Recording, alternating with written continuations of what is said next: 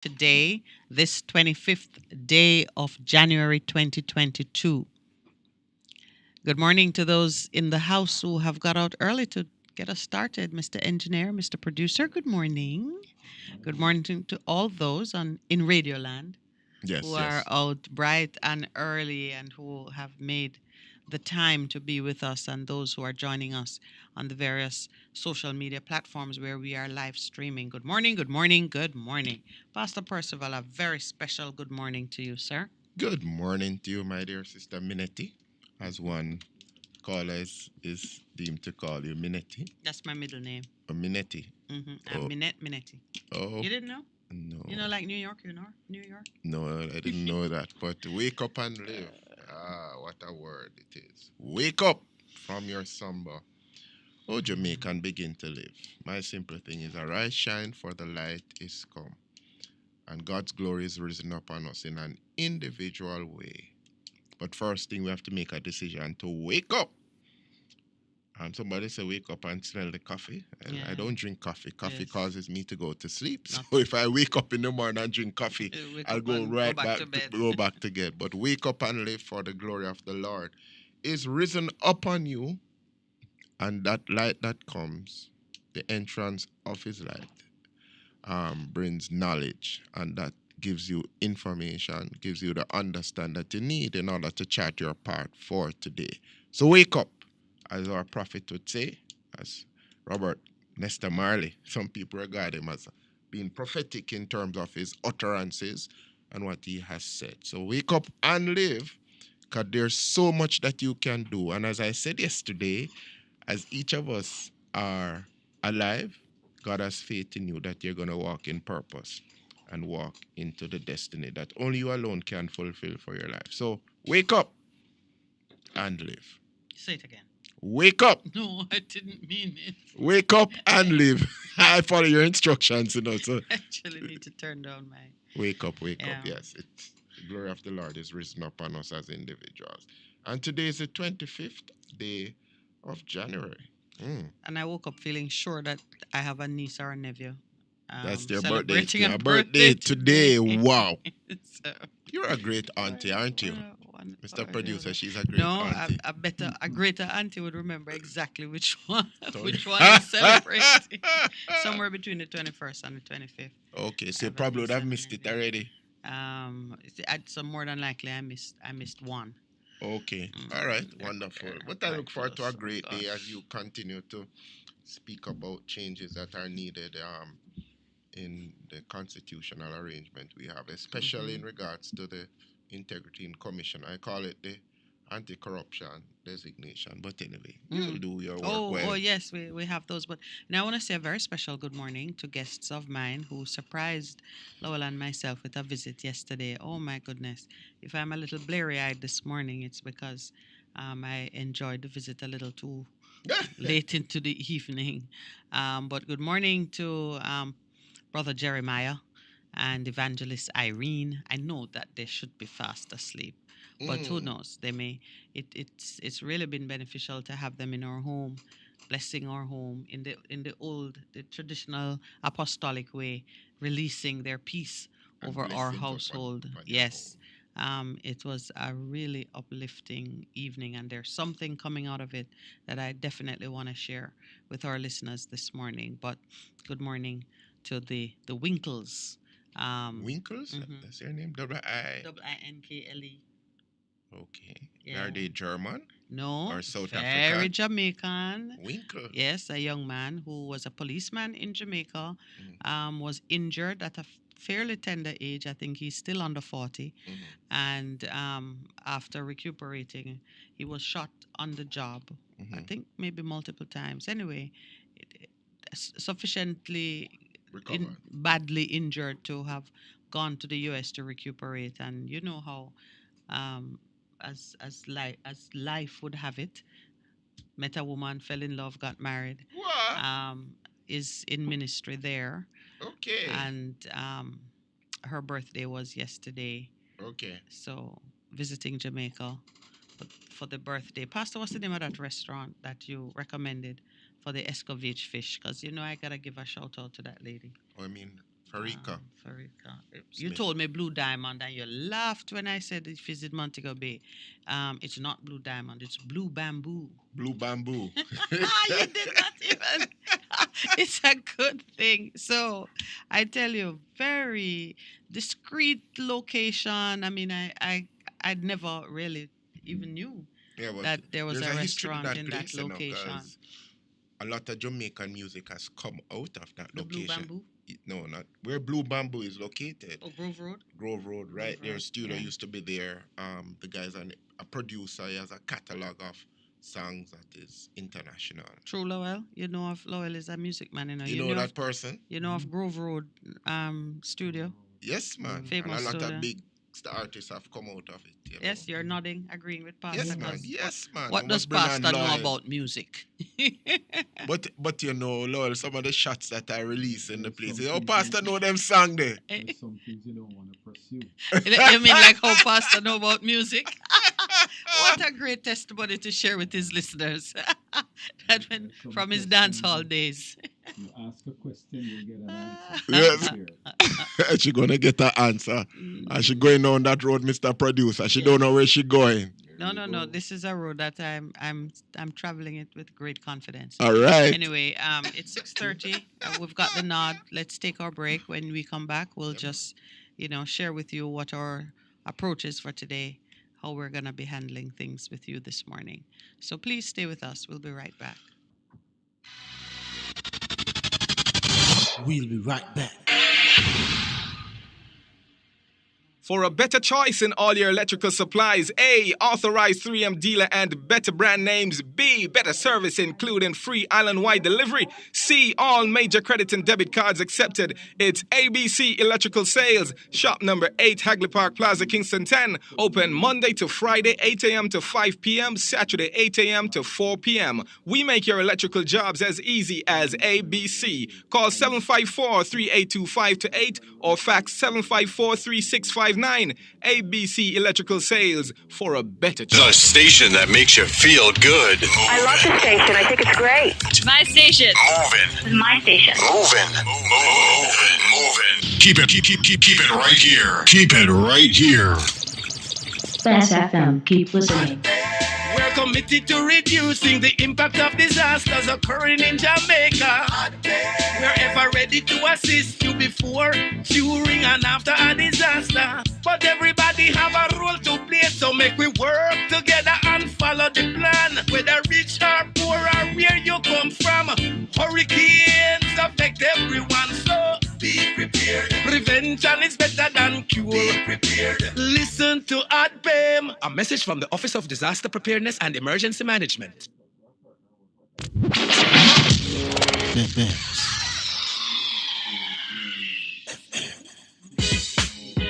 Vejan Printers for all your printing needs. We specialize in calendars, flyers, brochures, and more. Call us today at 968-7506. That's 968-7506. Or visit us at 4 East Bloomsbury Road, off Hagley Park Road. Vejan Printers, your best choice in printing. It's good, it's better, but nothing beats.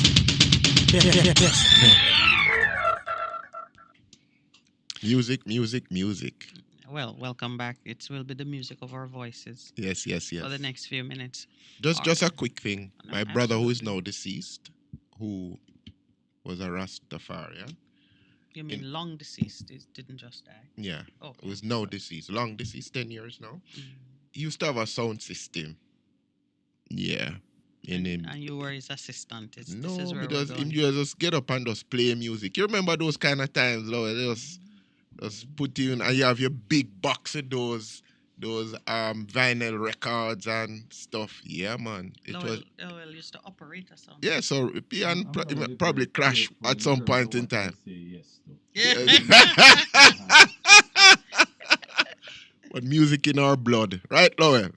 Yes, sir. Mr. Producer. Yes, sir. All right. Lowell had a sound system, you know. No, I believe you. That's why I'm saying, what was it called, Mr. Producer? Oh, Lord. Chorus. What? Chorus. Chorus? CUROS?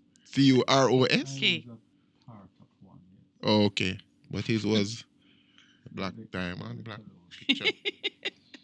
All young men or had have a a sound sound system system in those in their days. car. Not in their car, that would play out on that kind of thing. Uh, Part of our rich history. yeah. All right. We have some technical work to complete. We are going to continue the review of the Integrity Commission Act, um, and just talk through one or two of the issues that arise on it. But early in the morning, I think we need to address some of the issues that are pressing for attention. There is, I'm going to say, there is a spirit of suicide that is seeking to establish a firm foothold in our society at this time, and we're serving it notice. We speak against it this morning, but we're not just uttering the words that are necessary to make a change, establish a change in the atmosphere. We are going to join hearts and hands together as people and pay closer attention to what is happening in our homes and our communities, in our environment, to be more mindful of the state of mind of the people who are around us, and to show the care and be responsive to certain demands. We're not going to overlook things and say it's not my business or say somebody else should do it. We are going to ask the question, offer the smile, give a word of encouragement. There are some simple things, but important things that we need to do to make some changes in the environment around us. We've talked about the battlefield of the mind. The truth of the matter is, it is a running conversation that never stops.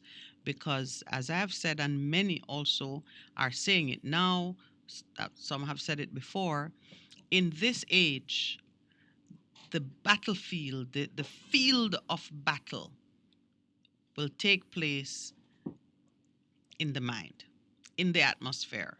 It is not going to be so much people assaulting you physically and bringing things into your space that you can readily see and recognize as a threat. It's going to be attitudes, culture, cultural shifts. It's going to be a kind of bullying approach in the management of things that intimidate you. It's going to be just seeing things seemingly to pile up in a very alarming way, to the point where you begin to feel overwhelmed all the time, or you begin to feel powerless against forces that seem to be better resourced and bigger than you, the one individual, can possibly be. That feeling of stress and that feeling of an inability to respond effectively to situations, that is what we are going to be coming up against more and more. Those who are on the fringe of the herd are going to get tired, they're going to fall behind, and they will die. They will jump from the top of a building. They will step into the path of a bus. They will neglect their own care, the care for their own health and well being, to the point where they will succumb. Some of you may recognize the symptoms even as I'm speaking. You ought to be checking your own pulse to say, am I allowing this feeling of hopelessness to get to me, whether I see it in my circumstances or I see it around me? Every time you're standing in the supermarket line and you're watching that young mother who you're looking at her and imagining that, boy, she must be earning minimum wage or less, and you're watching her, the few items that she's trying to, and you're imagining how many children she has and how is she going to make this work. You yourself, you're fine at the moment, but you're beginning to look at what's happening with your neighbor, and the apparent hopelessness of her situation begins to make you feel concerned for yourself. And you may be sitting on millions, but you're saying, if I live 10 more years and these millions will not sustain me, so even the wealth you have will not give you comfort or happiness. This is the age of the mental intimidation, the weakening of the structures that keep our identity intact and make us strong. We're already seeing it.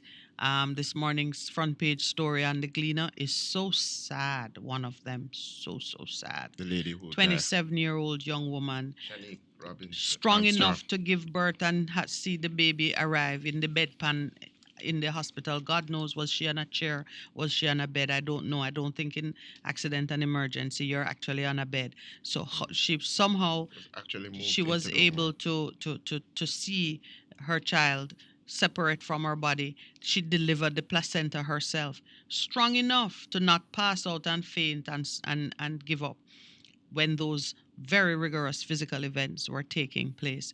But then her aunt tells a story of panic attacks, brokenheartedness, frustration, great disappointment. Do you know, that story, I don't know. I think every Jamaican must feel a sense of responsibility for what happened to that young girl.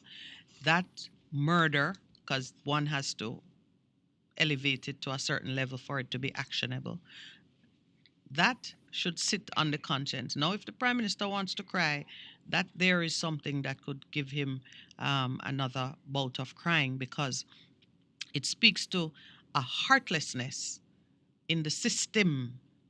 Now, system is not supposed to have heart, but the people should. But the people in the system have heart, and in terms of conversations with persons who work in the system, it is so important that we recognize as Christians, and that even all of the circumstances that push us to become so hardened, we cannot allow that to continue. We have to have heart. We have to have heart. But look at what the situation is with this young girl. She gave birth in the hospital, so yes, it might have been a very busy night and many things were happening, and let's say the staff didn't quite catch on to the severity of things. She gives birth. It is a fact that the child died. It is a fact that some investigation is required. From May 2021, an announcement is made We're that gonna a investigate. probe was launched, up and to nobody now, know what happened to the probe. Yep. And Shanique leaves behind a 5-year-old And she daughter. has left behind a 5-year-old child. And it went to the office of the public They've had that defender. experience. Yeah. Police And it is investigation all and too that. common, a story. Young Minister of Information announced that made a commitment that a report would be produced and an update and so on. Mr. Morgan, who And is now in the yes, office of the Prime Minister. and since May last year, Mhm. she died not knowing, and it's an all too familiar tale of follow-ups and silence and follow-ups, and then feeling like you're invisible, feeling like you're no one cares about your experience. At least, Errol Green has given a commitment that he'll provide an update on the status of the report today. Today. Yeah, after after they spoke to him, but it's kind of unfortunate though. Ah, It's not just kind of unfortunate, Pastor. It is ah. downright unacceptable. And if we don't, we have so many reports that are outstanding on simple matters. When I say simple, I mean not complicated to investigate. What is it that can't be said? Now, it's telling you something. One, we're suffering from maladministration in some critical areas. Two, we don't have the honesty or the integrity to report on it and to accept responsibility where responsibility falls on us. Three, we're cowards. We don't even want to speak on it. Speak on it and say, listen, this hospital no have no money, we can't do no better. People come here, don't come here. If you come here, you're gonna die. Speak on it and say we cannot do better. This is what we have. Because we don't have the resources. Say we don't have the resources, but at least and the Honest, that's shameful the beginning. thing now, That's the beginning. that's the beginning of a new attitude. And look at it now. This girl, given her status, I guess she's not going to a private doctor when she's had all kinds of challenges after that took her back into the same places. She died in hospital, you know. She died under observation at the same Spanish Town hospital where her baby died. Can you imagine every time she had to go there, she relived the occasion of the death of her child? I'm spending a few minutes on it because I want to be dramatic and I want you to feel and step into the position and understand when I say that we are going to stand as partners and change the atmosphere in this country, it means you have to be empathetic to the plight of your brothers and sisters. When you see abuse on the streets, when you see things happening, imagine that it is you. Because you know what? It is you. If it's not you today, is your grandpicnic tomorrow. Somebody connected It's to your you. child. But It's this your is, brother or your sister. you know, but I mean, so Okay. she was admitted on Thursday the 20th. Yeah, And she Saturday had she not been dead. placed on a ward. And then she was being held in observation where she died. Just like her child. I remember Dr. Johnson. Remember Dr. Johnson who came and shared the Thursday? Yes. Yeah, she was saying, you know, she You need, endeavors on it. Yeah. you know, oddly you called her name and she was so passionate about her advocacy for her patients. Those of you out there who are looking for projects and things you can do, there are persons whose condition may be such they need an advocate. They need someone, you call it intercessor in church. They need someone who stands in the gap for them to run interference with government when government is ignoring them. We need to look into how many complaints, and if you're looking for what it is that can be done, there are some vulnerable groups that need strong advocacy. Old people in the infirmaries or in old, whatever they call the retirement homes. There are persons, if they have no, close family member or on spot family member, set up a little NGO that does advocacy for vulnerable people. So you have old people need advocates, the homeless need advocates, children in foster care need advocates, because sometimes, and with the best will in the world, the government don't have the resources to be passionate about the well-being of every child that it has to find a place for. There is a world of good and a tremendous amount of work that needs to be done in the space of advocating for the care and the well-being of vulnerable people. Prisoners need advocates. There are a lot of people who are incarcerated who don't have families or close family members caring for them, looking after their well being. And if you're thinking, how do I get into something like this? Well, whatever area you desire to get into, begin to contact the organizations that have custody or care or control in those areas. If you have a little community group, register your community group with them, find out where the areas of needs are, and begin to build relationships so that when something requires exceptional effort, you are one of the persons on call. And over time, eventually, if you need funding for your NGO, there are places that provide grant funding for this kind of work. Listen, this business of life and government and looking after your society, it's not a taxpayer government oriented initiative always.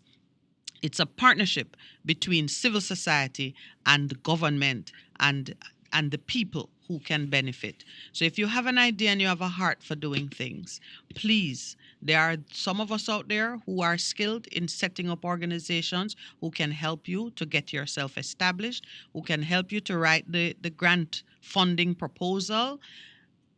Start looking at what's happening around you and pick a spot and say, if you're one of those persons who every time you pass the stoplight and the children are wiping the windows and so on and so forth, you say, I wish I could do something for them. This is your moment, because it's those kinds of deeds, it's those kinds of activities that will form part of strengthening the fabric of the society and of your own mind as you go through the days that are ahead. For my own part, anything that stirs my heart, I am starting to speak about it. So I'm advocating. I'm finding partners who might be interested. So I'm creating a network.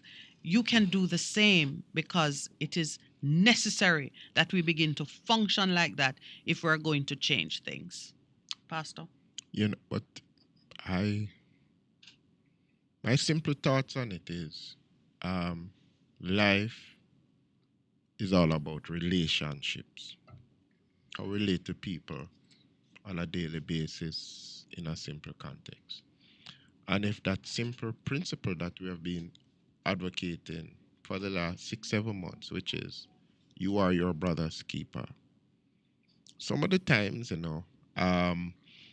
the issue is how do you relate to the person in relation, the person in front of you? A simple act of love, of humility, of concern, of compassion. In a lot of instances, create something that becomes not just a ripple effect, just has a major impact beyond what you ever conceive it could do. You understand what I'm saying? Mm-hmm. So even in terms of your relationships, your interrelationships with people, we talk about those young men, and has become increasing with the closure of school, who are wiping windows. You see all age groups now.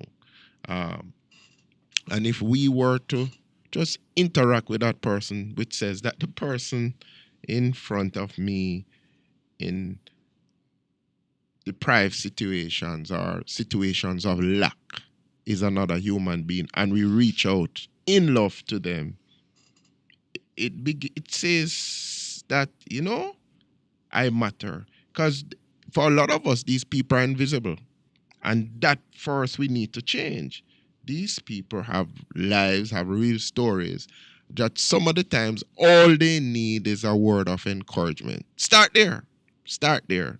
You see that little boy on the street on Sunday, Metro Church came, and the story of the man who started that ministry that is in a whole lot of countries now. He recalls his mother saying to him, I can't take it. I've had enough. I know what she did. This is in New York. So she takes her son, leaves him on the street corner, and says she soon come. And he's sitting there for 3 days waiting. And you know what helped him? A brother, a Christian man, whose son was dying in the hospital from leukemia. So he has his own stress and problems. And he sees this the young boys there, being passing him, and says, young man, what is the matter? How can I help you? And that stays in his mind forever. And that is what created the passion for him to reach out to the children of New York City, and that has mushroomed around the world in terms of what he's doing, the ministry that he's doing, in terms of just telling them that you are important and that God loves you, and doing stuff that helps them in terms of school and that kind of a thing. So I'm going to. I'm kind of. This was unplanned, but this is what's in my spirit to do. We're gonna do a mass activation. We're gonna activate people for service. Let me explain what that is. Pastor, am I the one to explain it? No, you explain it. I know what it is. No, I say if I'm the one to explain it. I know you know what it is. Yeah, but I'll do the. I'm hoping you will explain it. Yeah, but you All go right. ahead. So really, it's to inspire you to get up and do something. That's what it is. But it has some biblical foundations because the office of the prophet and the one of the roles of the church is to prepare, equip people for service. People into service, For service. We talk a lot about purpose, and our conversation about purpose always begins with the original design, that human beings were created for the pleasure of God, to serve, to worship, and in serving God, you serve God by serving humanity through the expression of love and caring for the needs of the children of God, meaning all the children, not just the ones who are in church jumping up and down beside you, but all the ones, and especially the ones who are unlovable, because as he so famously asked on Sermon on the Mount, What is it to love the people who love you? Even the pagans do that. Mhm. So it's the unlovable that we're aiming for. And All right, this so is what true Christianity is about. and The that widows, is absolutely the orphans, the prisoners, the vulnerable. the vulnerable. When you see persons succumbing to the urge to jump off a building, suicide. Mhm. When you see stories about people dying Because they're broken heartbroken. hearted because there are unresolved issues which not things they could have done for themselves, but in their interaction with society, they felt ignored, Bruised, invisible, broken down. uncared for. Those kinds of issues tell you right away that there is room in the world for those with a heart to serve to step into position and begin working. But for you to begin working, sometimes you need someone to just light that fire in your belly. Yeah, to speak over your life Just and to to, say, let the yeah. giftings that you have come to the fore. Let the passions that you have cause you to walk in your purpose. You know, for a lot of us, there are a lot of things out there, but there's something that every time you see it, you wonder what I can do to bring about a change. That is something that God has put in your heart and say, you are the change. You are the answer. You are the answer. You are the change to what needs to happen. And if we begin to act in that fashion, something you're passionate about, you know, there are some things that I'm passionate about. There are some things you are passionate about. That is why God has created us that way, that with the different passions coming together, then we are getting real impact, a real change in the world. We get a tasty cocktail. Yes. Mm-hmm. And if we understand that, as I said to you yesterday, for your life today means that God is saying to you, I have faith in you that you're going to walk in your purpose and fulfill your destiny. And you're going to leave this earth empty with all of what God has put inside of you. So this morning.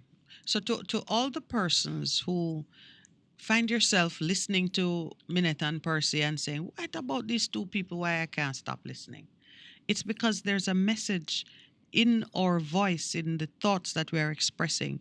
There's a message that is directly aligned to a voice, a vibration that is in your own spirit. And I know the message that I carry. It is one of hope. It is one to inspire you into stepping into the power and the authority that you have. I am someone who always don't ever appear to be much, but my voice has power. And I know that my voice is uniquely calibrated to set some alarms off and to ring some bells. Yes, I'm ringing bells today in the minds and the hearts of those who want to serve, because I am all about service. From the moment I get up, from the tiniest child that I was, every time I entered a situation, I wanted to see what could I do in this situation. How can I serve you? I was never one to say, okay, what's going to come into my hands? Who's going to give to me? Every time I walk into a situation, I am looking for the work that I can do. So when I speak, the only thing I know to say to persons is that there is something very satisfying and fulfilling and socially beneficial for you to do.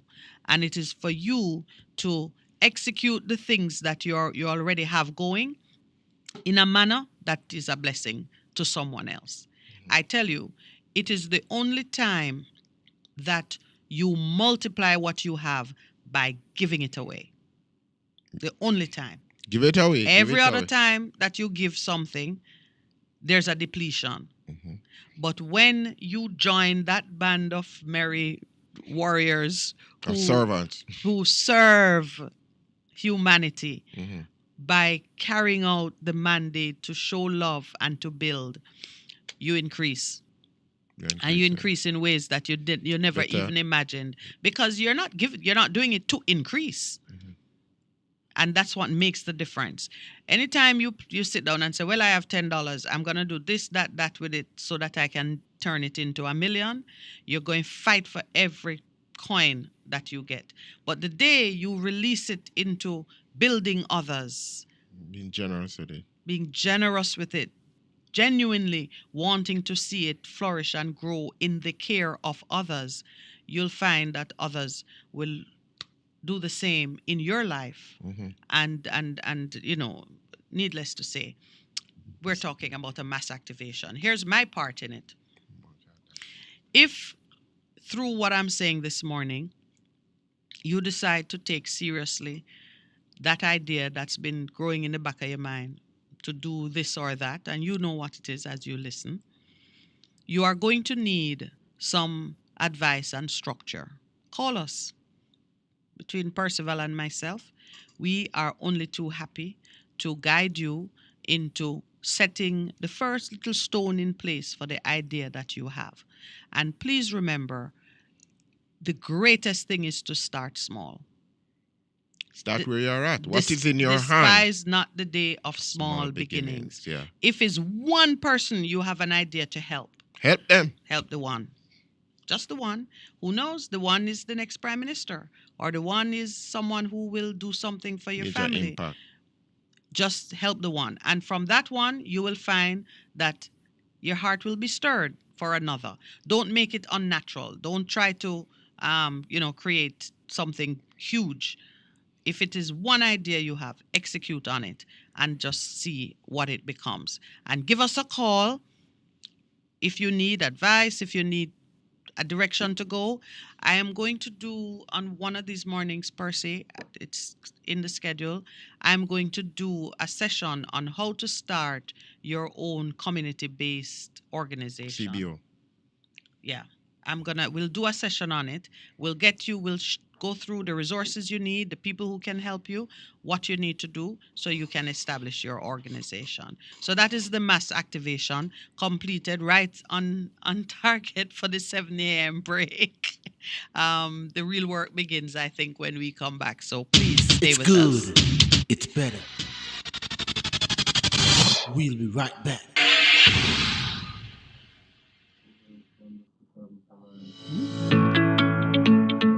Holiday periods usually see a spike in consumer spending. When the excitement is over, not all purchases work the way it should.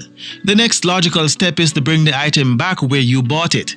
But what if the vendor refuses to give you an exchange? Where can you get help?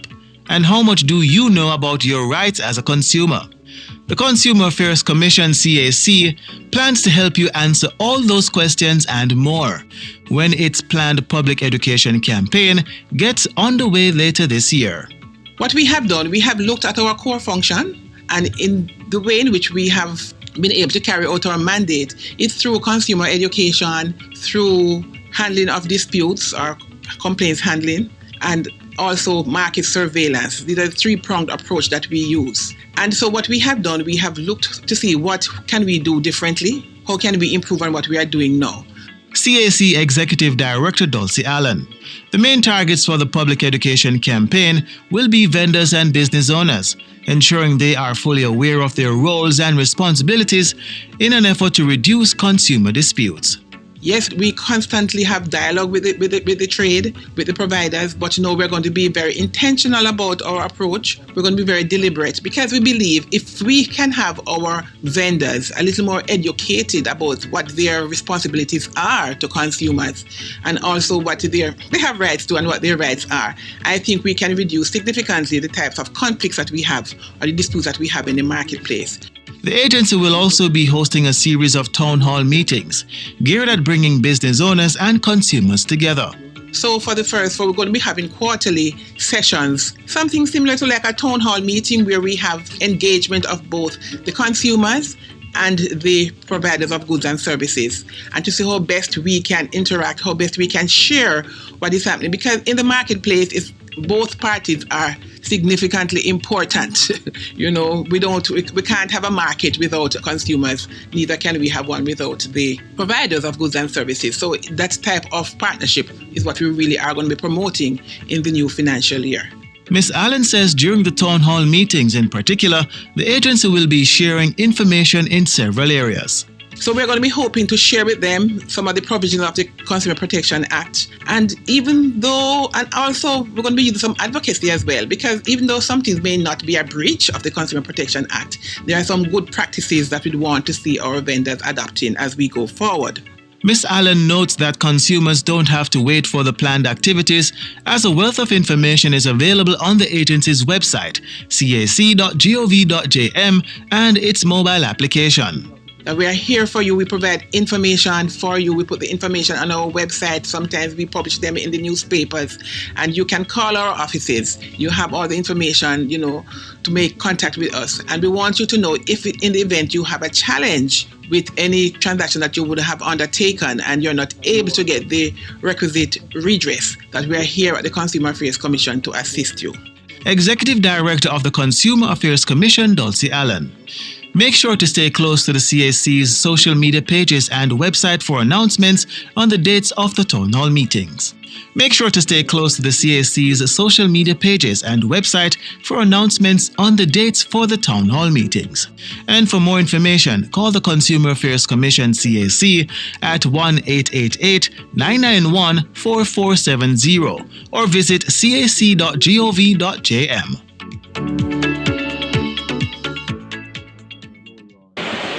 Each day, thousands of travelers pass through Jamaica's airports. Our screening process must therefore be simple and efficient. Through the Passport Immigration and Citizenship Agency Border Security Project, we are working to automate screening of travelers and introduce an electronic travel authorization process. All health processes are being integrated into the current border security system. The goal? To provide a world-class system to keep our citizens safe. The Passport Immigration and Citizenship Agency, securing our borders, safeguarding our sovereignty. Residents, business operators, become an agent of change in the fight against crime. Connect your outdoor security cameras to the Jamaica Eye program. Let's contribute to the safety of our communities. Connect your cameras facing a public space today. Your feeds will be secure and accessed only by a restricted team of vetted security professionals. You may discontinue at any time. Visit jamaicaeye.gov.jm and register today. A message from the Ministry of National Security. A production of the Jamaica Information Service, the voice of Jamaica. The station that makes you feel good. I love the station. I think it's great. My station. Moving. My station. Moving. Keep it right here. Keep it right here. Bass FM, keep listening. The Morning Connection is not your usual talk show. We aim to stimulate discussion and chart new paths to self-empowerment. So please join us, Minette and Percy, on The Morning Connection, Mondays to Thursdays, 6 a.m. to 10 a.m. on Best 100 Wagwan. Guten Tag. Buongiorno. We are The Kingstones. I think I love you best of them because you're better than the rest of them. It's so amazing how I love you best of them because you're better than the rest of them. I feel good and I knew that I would. So good, so good, I got you. Hey, listening crew, this is your late afternoon companion to Chickaloo on your 100 FM dial. Make sure you tune in and turn up every Tuesdays from 5 until 7 p.m. for OTAWTL. That is on the ear with me, yours truly, a program that will leave you inspired, entertained, and informed. With the credit giveaways each week, Street Link, where we go in the streets to find out from the people what is hot and what is not, and so much more. And guess what? You can now voice your birthday shout-outs on our WhatsApp line at 876-538-9442, and we'll play them live on air. So what are you waiting for? Turn up Tuesdays from 5 to 7 p.m. right here on Best 100 FM, the station that is sizzling every day.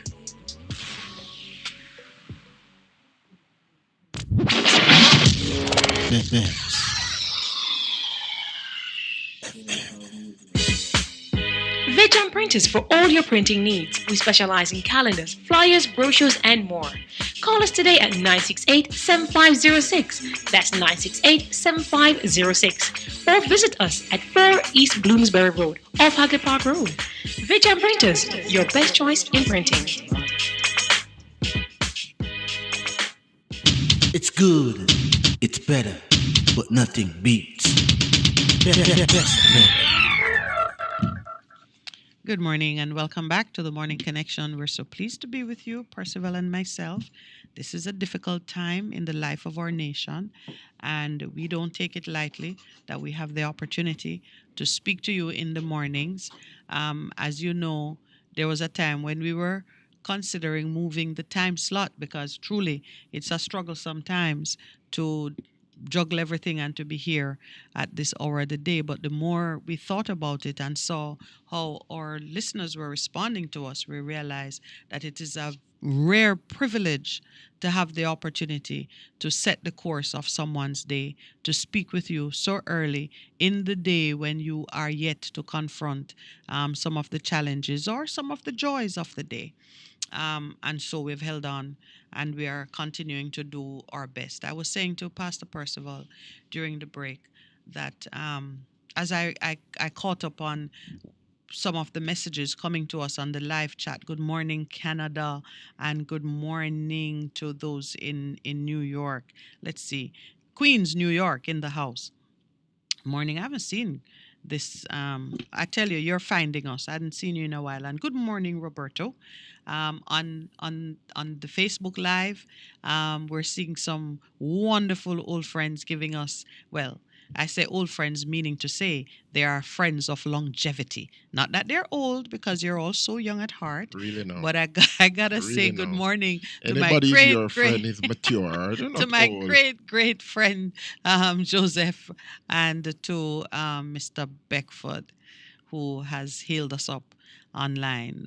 We're streaming on Facebook Live. Lola 99 account is your no Lola Yeah. Lowell Lawrence's account. You know, Um, yesterday when we yeah. were talking about all of the issues and we're talking about corruption and how the leader impacts the culture in Yes. terms of it is important.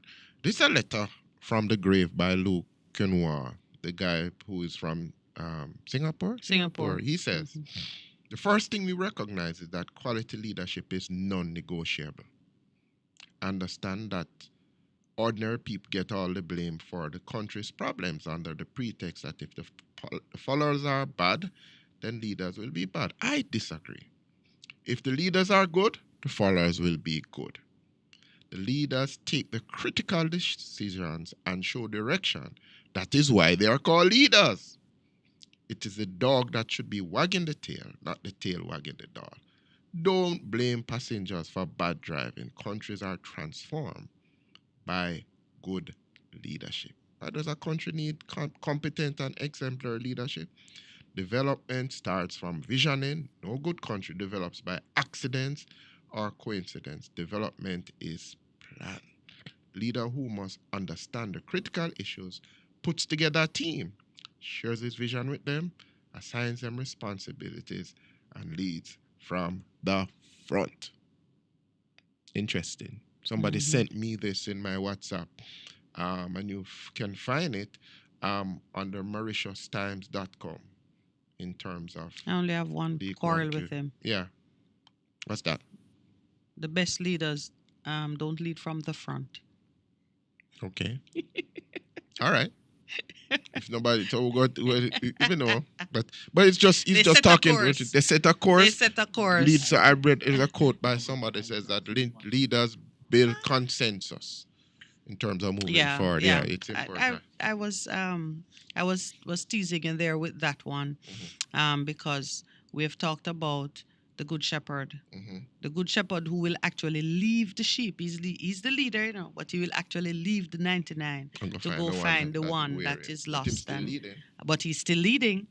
Even when he's hunting the 99, he's still your leader. Good morning to my good friend, Mr. Isaacs.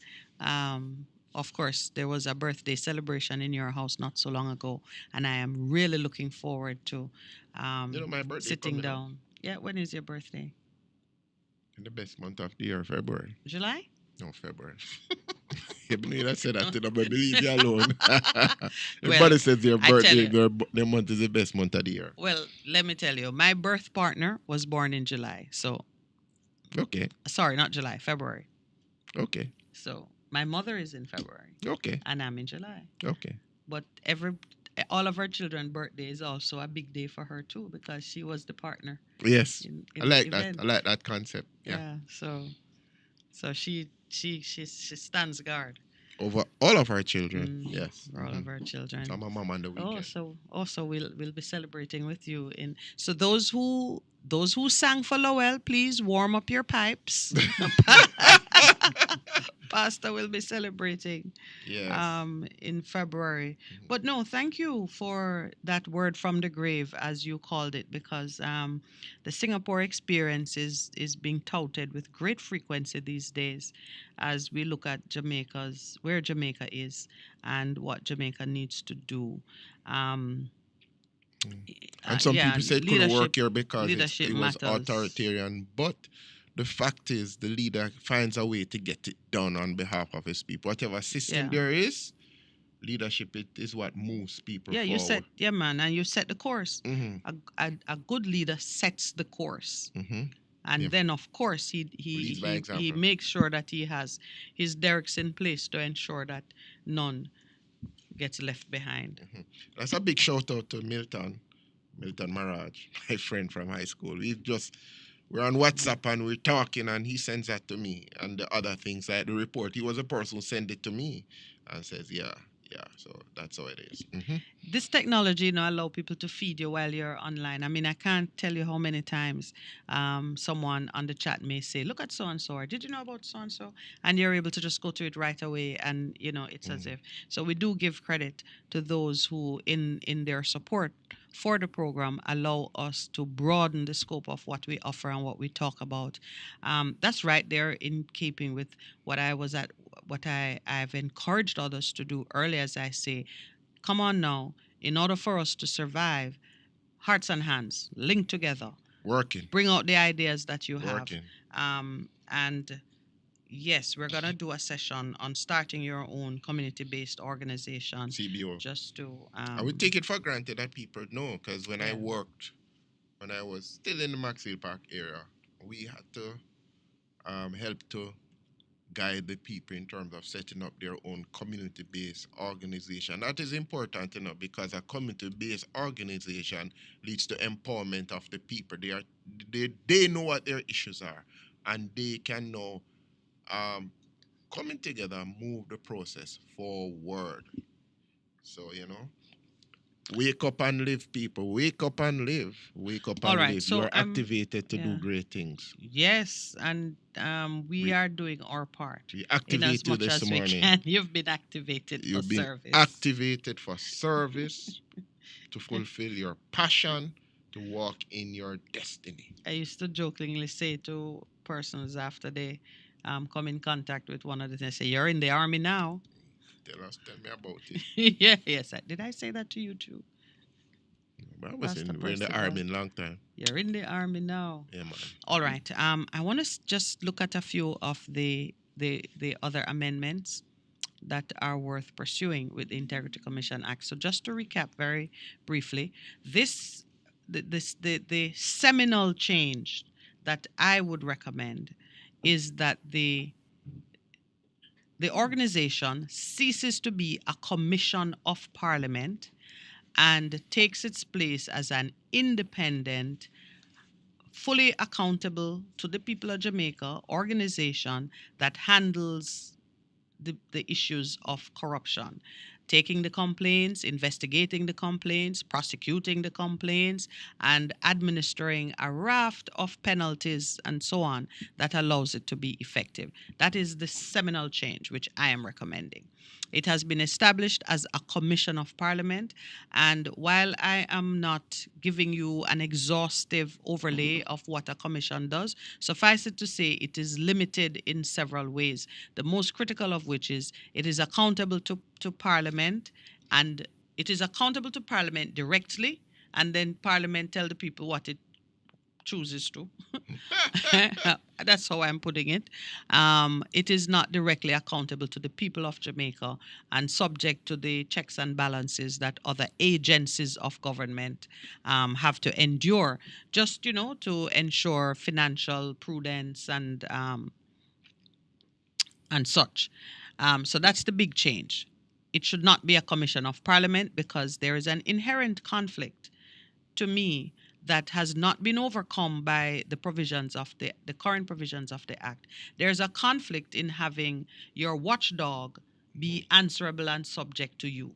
And no matter how many times you write that it shall be independent, it is not independent if you hire, you fire, you set the course of what they do, and their reports, when they write them, must come to you first, can't go anywhere else, and it is you who determine what gets to the public.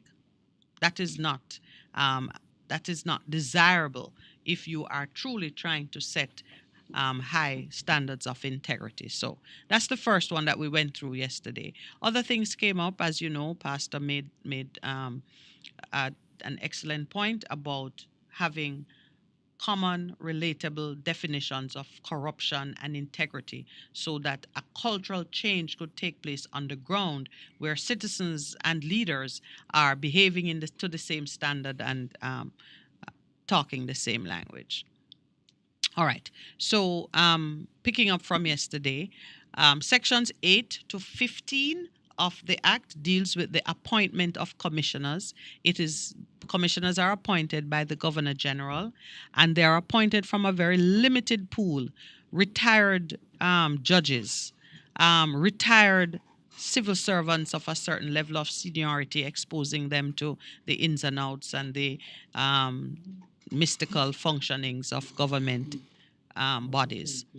And then any well-established civic group that has credibility. Those are the three pools, in addition to the chairman, who again the chairman is to be appointed by the Governor General.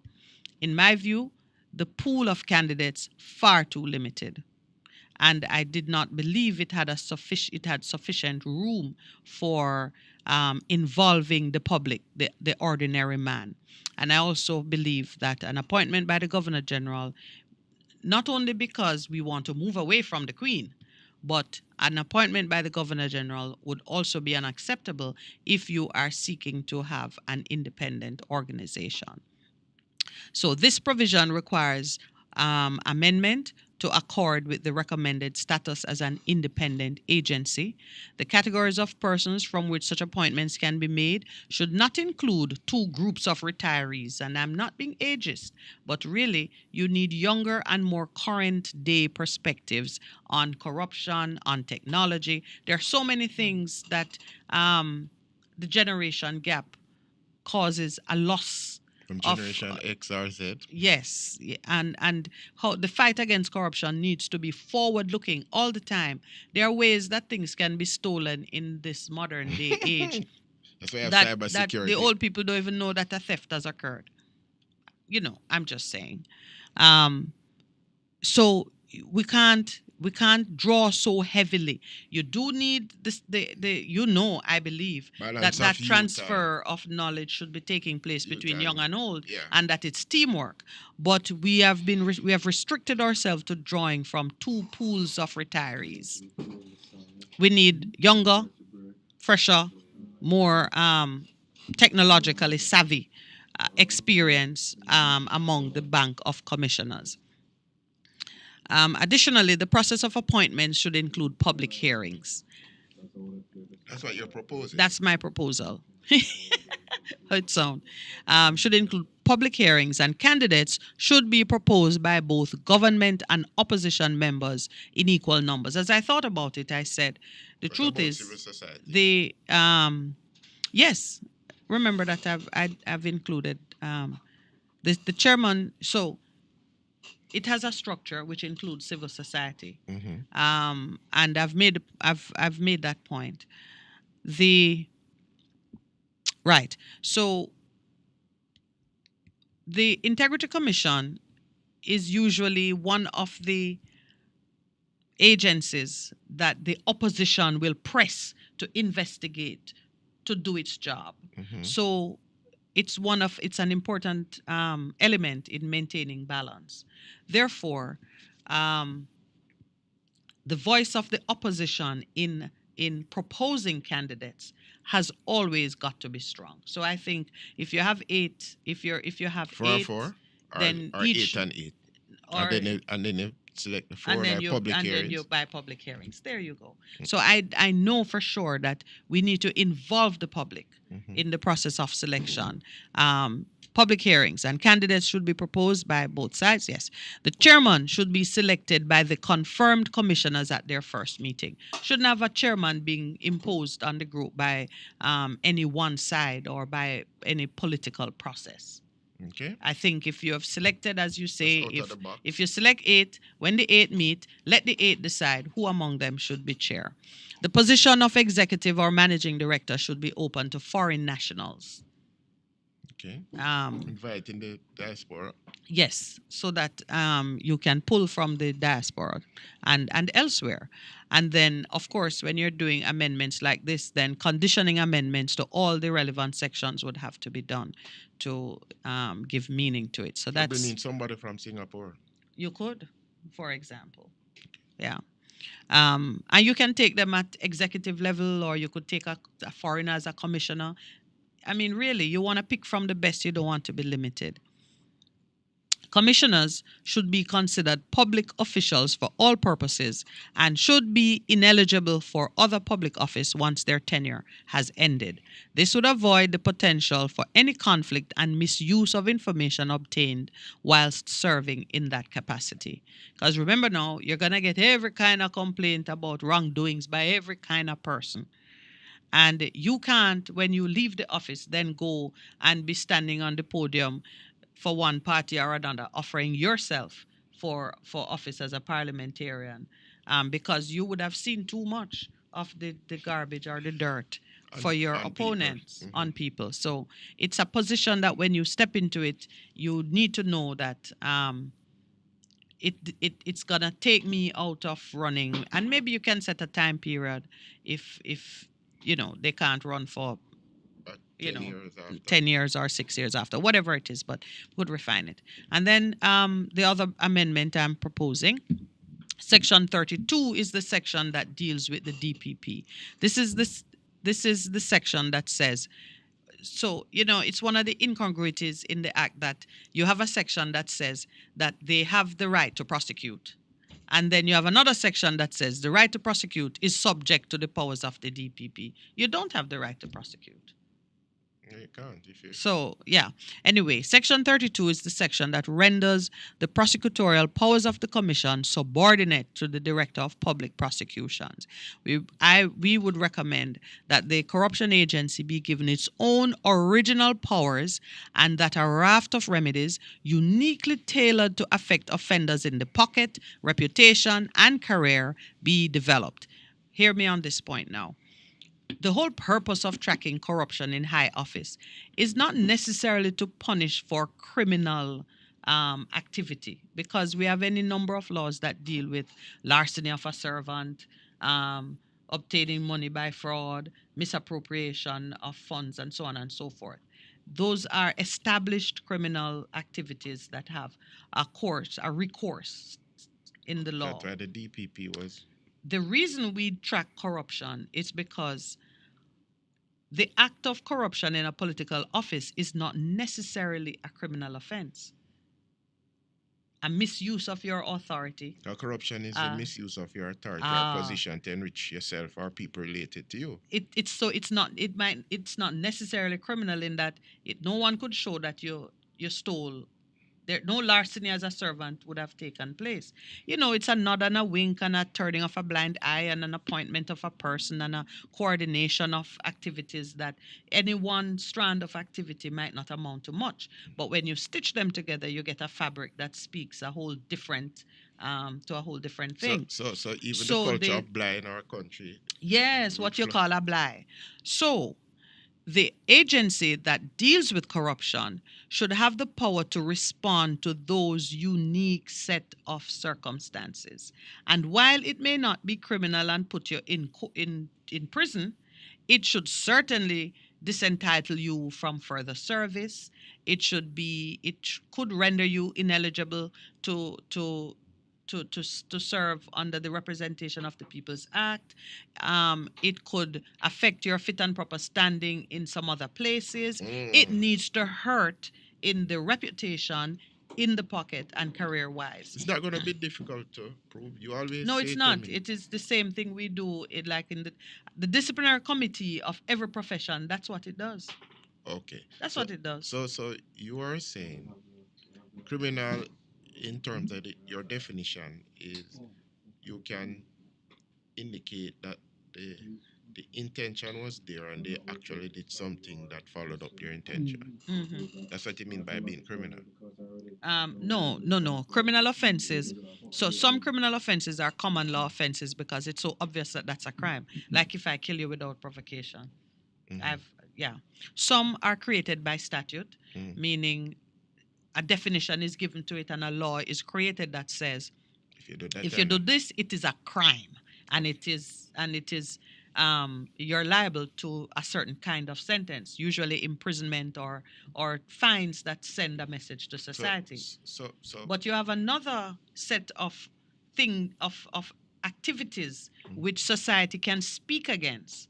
And they may be based on ethics or morals or right. So or that's what just you're as- saying. Yeah. Because even our culture of blight, giving somebody a blight, it's kind of ingrained in the culture. That's Yes, why I was it saying is. definition. And it can be corruption because you're stepping outside of the protocol to give preference to someone. And when you give preference to someone, you automatically displace someone else. Okay. All right. So I'm saying those halfway house offenses, let's call it that. We can say in the area of corruption, it's not allowed. These are the things that are not allowed, and this agency polices it, and they can't send you to prison, but they could charge you a fine that goes to a charity, or they can say, while you're in the state, you can't do certain other activities until you have done sensitization classes in anger management or or whatever it is. All right, let's take the break. When we come back, I will finish. I just have like 2 or 3 more, and then we can open the lines.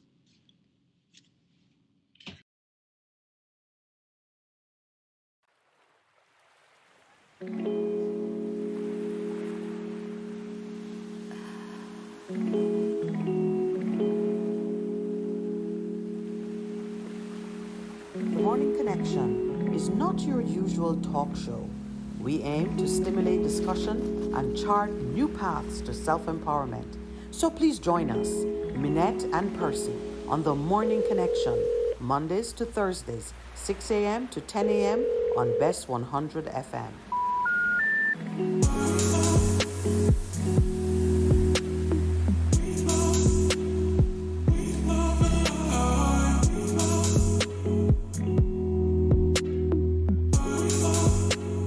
The Morning Connection is not your usual talk show. We aim to stimulate discussion and chart new paths to self-empowerment. So please join us, Minette and Percy, on The Morning Connection, Mondays to Thursdays, 6 a.m. to 10 a.m. on Best 100 FM.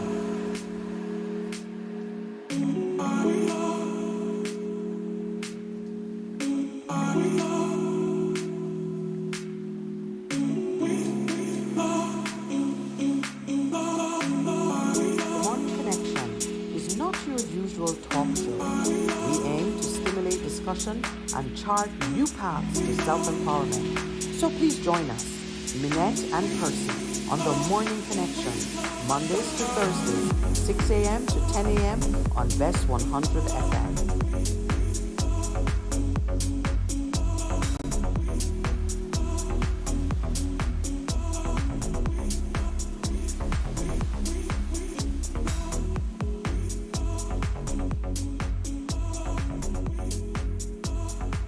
Connection is not your usual talk show. We aim to stimulate discussion and chart new paths to self-empowerment. So please join us, Minette and Percy, on The Morning Connection, Mondays to Thursdays, 6 a.m. to 10 a.m. on Best 100 FM.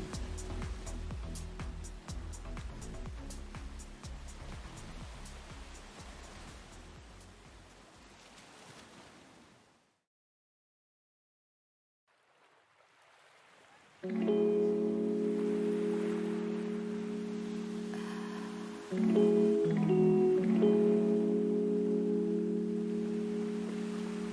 Morning Connection is not your usual talk show. We aim to stimulate discussion and chart new paths to self-empowerment. So please join us, Minette and Percy, on The Morning Connection, Mondays to Thursdays, 6 a.m. to 10 a.m. on Best 100 FM.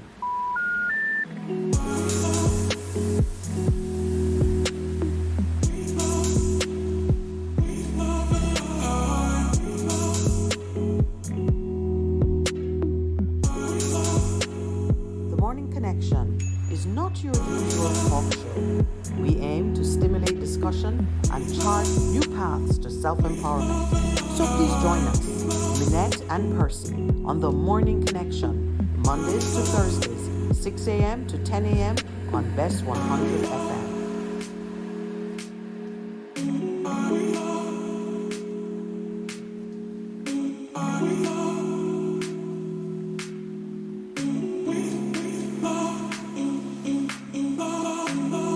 The Morning Connection is not your usual talk show. We aim to stimulate discussion and chart new paths to self-empowerment. So please join us, Minette and Percy, on The Morning Connection, Mondays to Thursdays, 6 a.m. to 10 a.m. on Best 100 FM.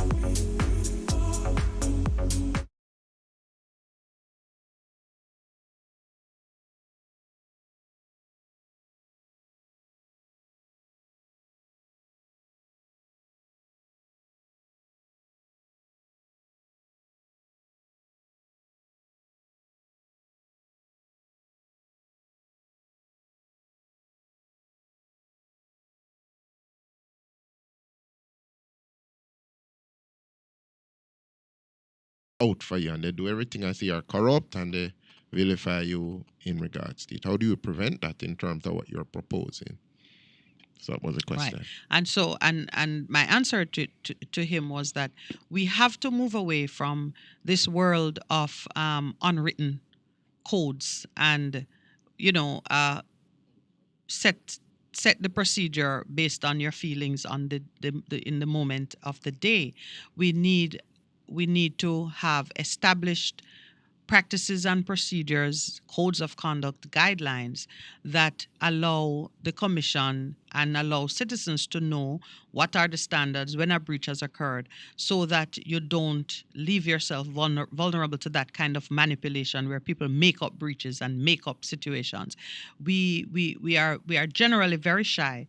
Regulatory agencies in Jamaica are very shy about committing themselves to standards and to procedures that are transparent and can add certainty. So that certainly is one what that is another recommendation to come on how they document and police their own organization. But then I said to him, do you know that right now in the current version of the act, the Integrity Commission has the power to write codes of conduct for the behavior of parliamentarians, of any group in any public body that falls in its remit.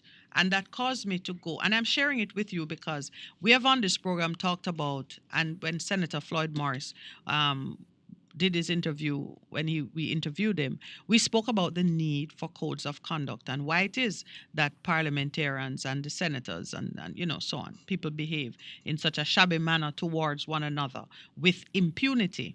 All right. Section 3A of the Act currently says that the Commission has the power to promote and examine to promote the standards of proper behavior in public offices. And then it also says that they have the power to examine, to review the existing policies and procedures of all public bodies and to make recommendations for changes that can bring behaviors in alignment with the objectives of the Act. And then separately under Section 6, it gives them the power, this is Section 6D, Section 6G. It gives them the power to prepare codes of conduct and other advisory material and guide public bodies in respect of matters contained therein. Do we have any such that we know of? They should be published so we know what is the conduct that is expected of these officials in the discharge of their duties. Public officials mean politicians, mean persons in different government age. Everybody. Precisely. I mean, now as I told you, they've changed it to make the reporting, those who have to make declarations, gone down to also the cashiers. So the remit is wide, but we're not seeing them acting in that manner. Why? In part, I think it's because they are a commission of Parliament. So you imagine your housekeeper coming in one morning with code of conduct for the boss? Yeah. Although mine did enforce a code of conduct yesterday. She said to me when I came into the kitchen, she was preparing something for our guests, and I wanted to try it, and I said, let me just see if this is, to the degree of tenderness that it ought to be. And I picked one up, and she said, Mrs. Lawrence, I did not see you wash your hand when you came into the kitchen.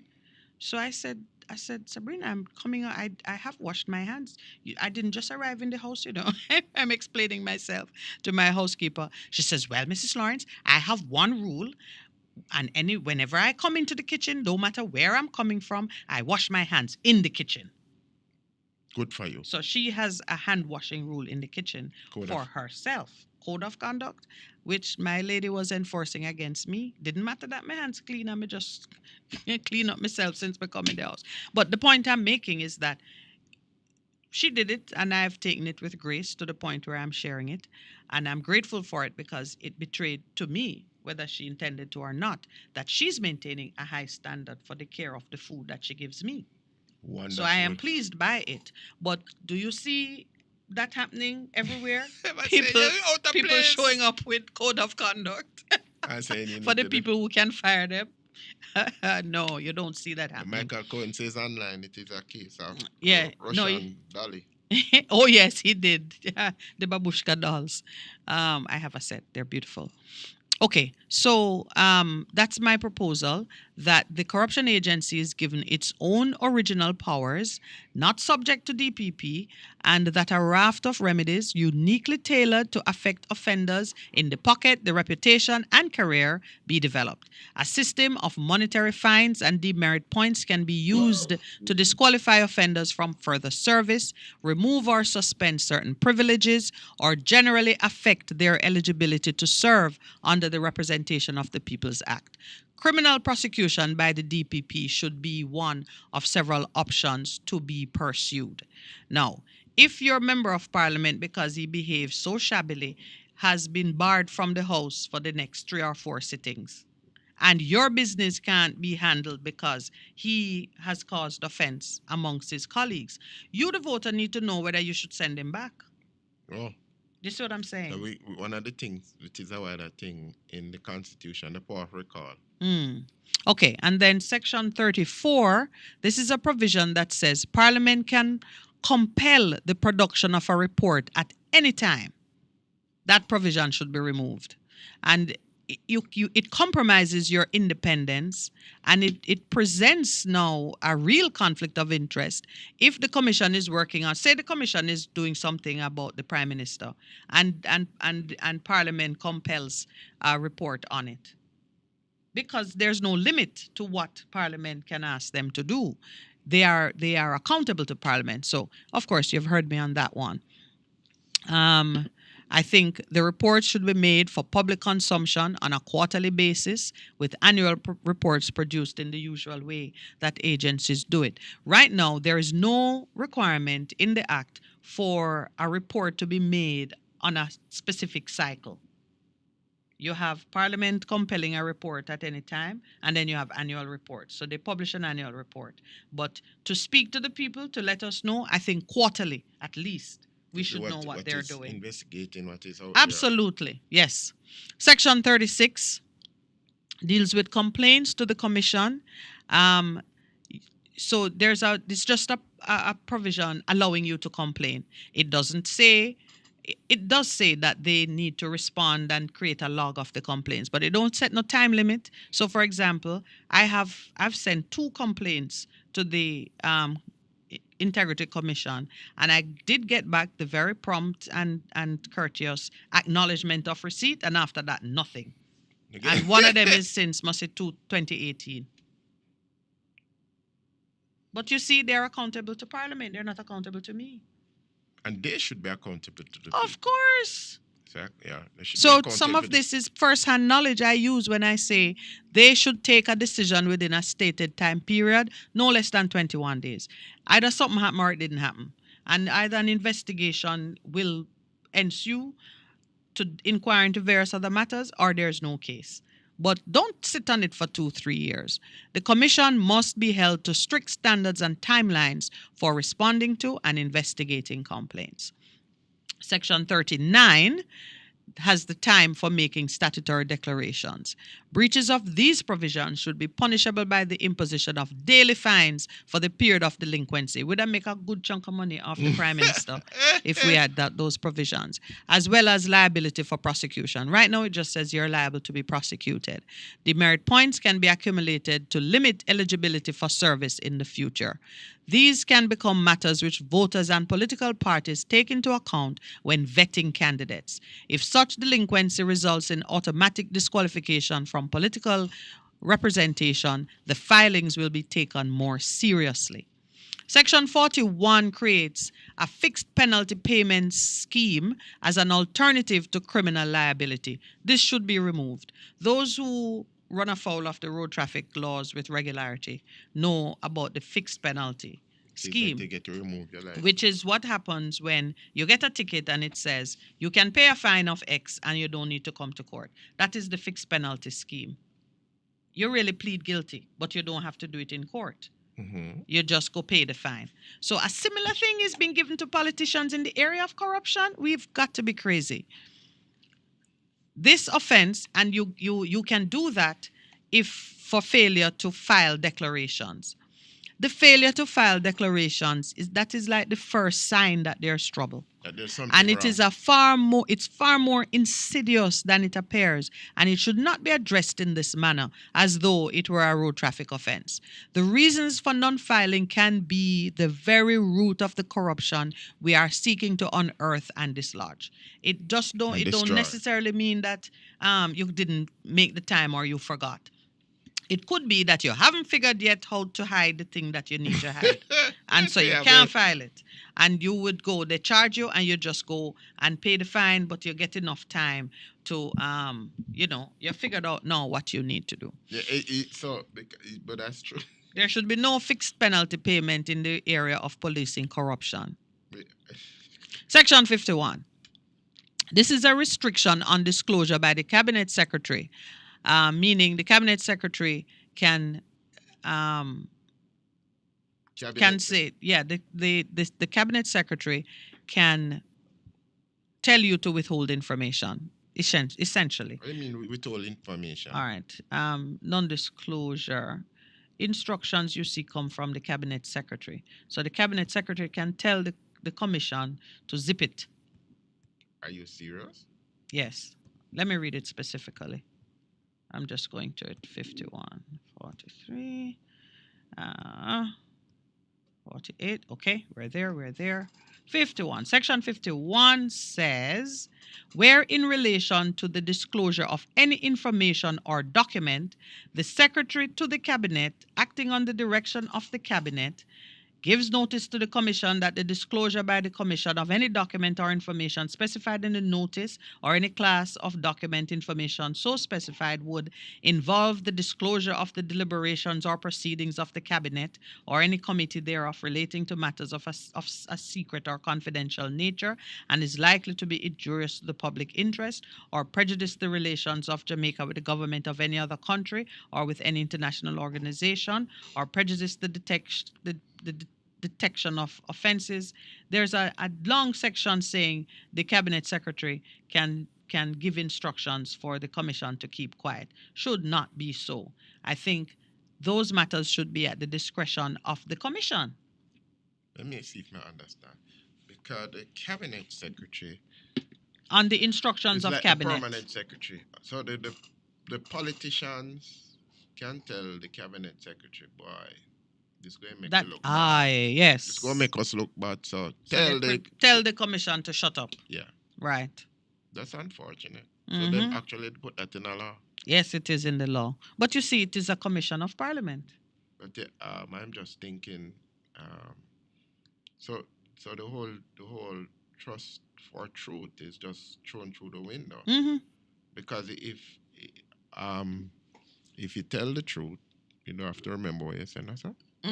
Yes, you can. Is that how it goes, Mr. Producer? Yes, sir. If you speak the truth, you don't have to remember what you did say. Because you have spoken the truth. Yeah. Okay. And it is in that same section 51 that you have the provision that says, until the tabling in Parliament of a report under section 34, all matters under investigation by the Commission shall be kept confidential, and no report or public statement shall be made by the Commissioner or any other person in relation to the initiation or conduct of an investigation under this Act. Which is what they were And that's talking the about. one, yes. They were talking about. But it goes with a whole raft of other muzzling. They're muzzling the commission. Yes. And the muzzling of the commission leads to the festering of thing. If somebody just send something out there and make it go on, you just drop words there and then it... You know that works all the time with scandal and slander and all of them things. All right, so that's the last one I'm going to look at, because if I want to start taking calls before the 8 o'clock mark. So we can open the lines. Let me remind you of the numbers to call: 876-619-1508 and 876-279-8473. That's on WhatsApp. Please, we've gone through a number of things this morning, not the least of which is the call for persons to step into their positions of power and begin to do the good work that was laid up for them to do as children of the kingdom. We activated them this morning. Yes. Go and do your good. You are released. You are released to do the good work that has been stored up for you in the kingdom. Nation. Yes, man. If you've been feeling that itch, go ahead start and scratching. Go ahead and do. Go ahead and do. And then on a subsequent date, Pastor Percy and I are going to run a tutorial on the program on how to start your community-based organization. Yeah. We feel proud of that. All right. Earl Brown has sent me to Jeremiah chapter 32, verses 29 to 32. Oh.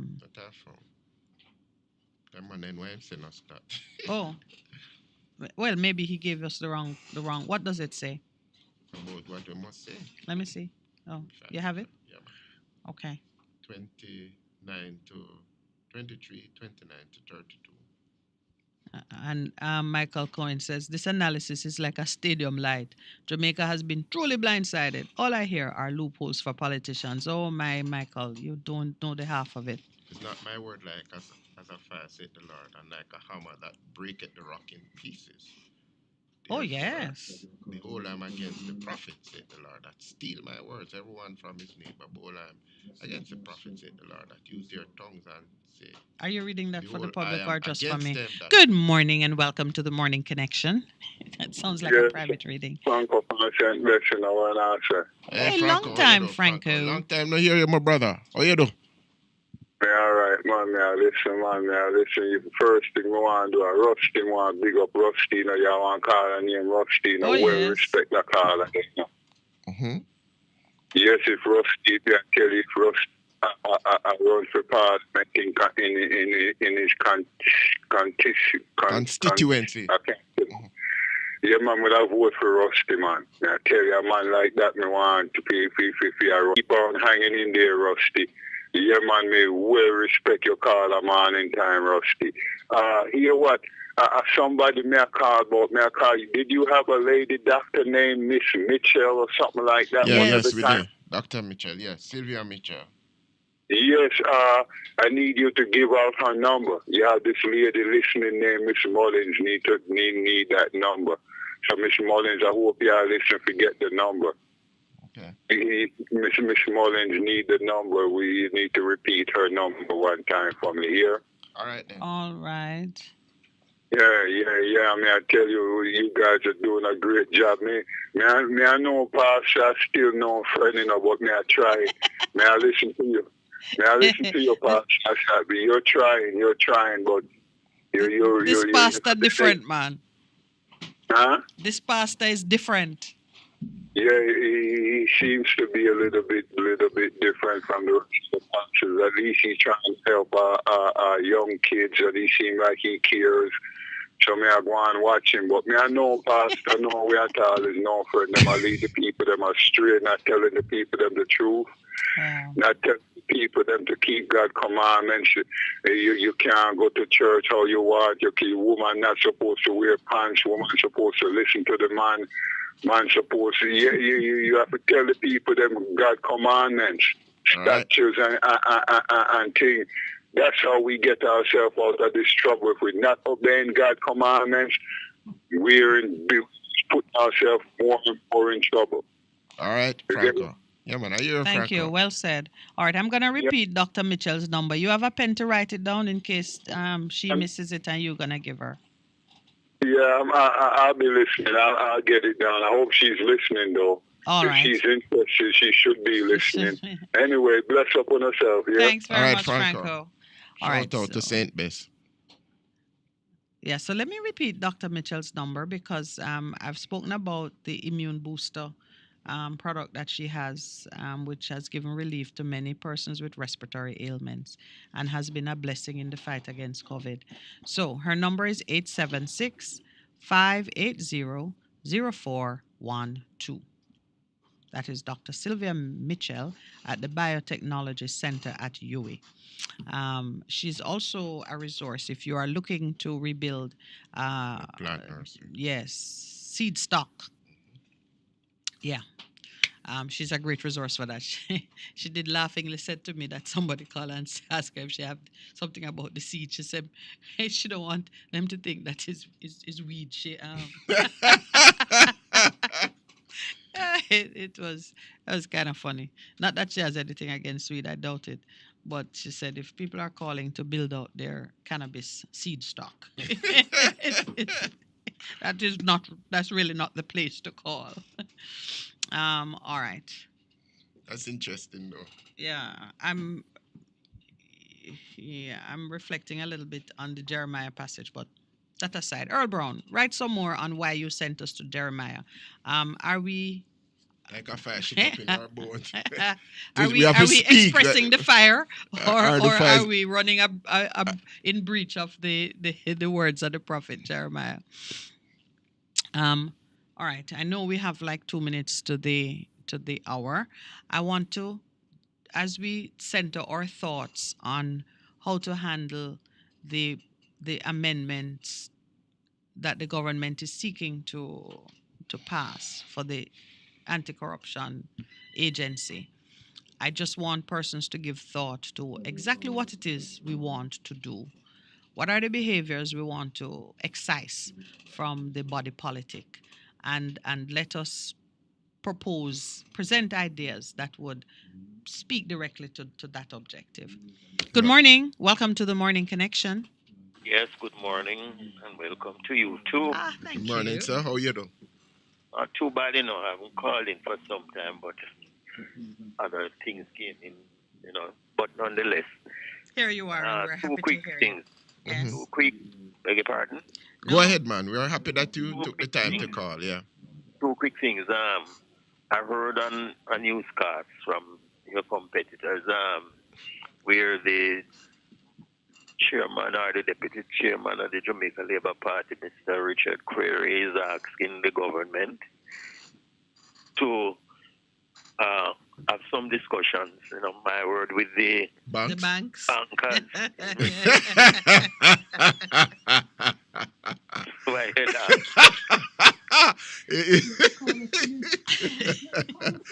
I'm laughing because I remember Fitzjack brought such a proposal and they voted it down.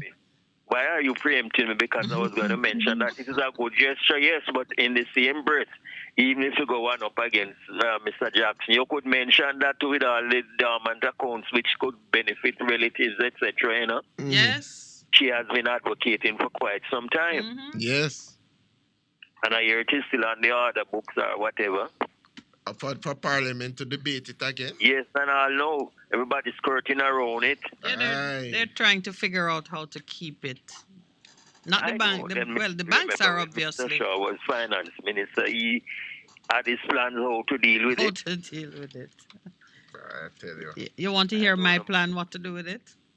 Mr. Shaw had stated when he was finance minister that he had plans how to deal with the dormant accounts, and he wasn't even interested in the relatives or the beneficiaries of these people. You know, the next thing, last week Thursday it was, I think, when he had this discussion with Miss Malloy. Miss Malloy. Right. I was really impressed with somebody who I've met already, and you know, and the Institute of Jamaica, the Junior Center to which I was attached. She was the chairman of the advisory board, and it's somebody you could communicate with and, you know, interact with whenever there were issues, you know. And I remember when up to that time she was the principal of Buff Bay High. And we had an outreach program, and I was selected to represent my division, you know. It was a whole day thing. It was quite interesting, you know. And I've always admired her, even when she was the president of the JTA. Yes.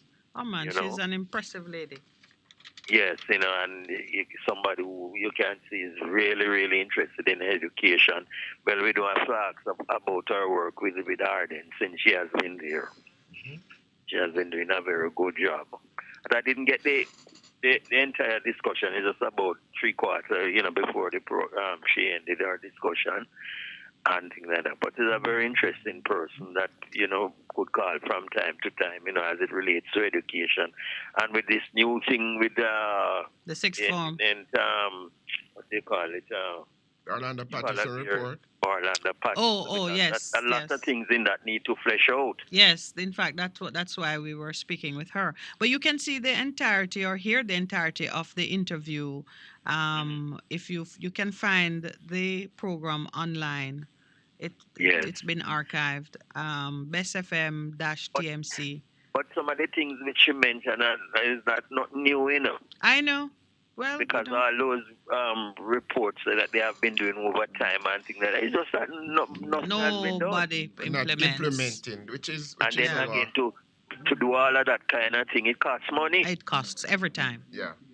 I would really love to know how much this one costs. We shall find out. But you know, in the report, caller, Yeah. they pointed to the education tax and what is put into our church, and to say if you take a lot of that and go to the beginnings, which is early childhood and primary school, a lot of the things they do, it will change the landscape of education totally. But thank you, as I said.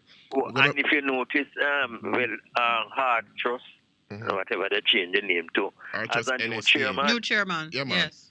Mr. I Wint. hope is, you know, and I was a bit puzzled when what's her name? The outgoing chair made a statement, member of parliament, that we have to be careful because he had stepped down, and that other persons who are willing to serve may be reluctant and things like that. That's beside the point. If they are double standards, if you have in respect to him being the chairman, and at the same time you have a business and all the funds. I don't know the full, you know, but whatever. But there's something, conflict of interest. Yes, and he stepped down. So, I mean, I think we have to, I don't know why she whining and carrying on like that for. Yes, no code of conduct. All right, my brother, we're at the break. Continue to listen. Thank you very much. You're welcome. Bye.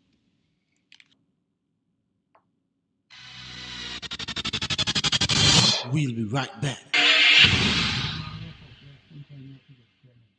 BBC News. Hello, I'm Jerry Smith. British police have launched an investigation into whether parties held at the Prime Minister Boris Johnson's official residence breached coronavirus lockdown regulations. Mr Johnson has faced numerous calls to resign and has apologised to Parliament for some of the Downing Street parties. Here's Rob Watson. One of the reasons why this sort of resonates, a bit like the way in which the stories about his staff partying when the night before we saw that image of the Queen all on her own, is that it has people saying, well, what was my experience like? And so people think about not being able to go to loved ones' funerals, cancelling weddings.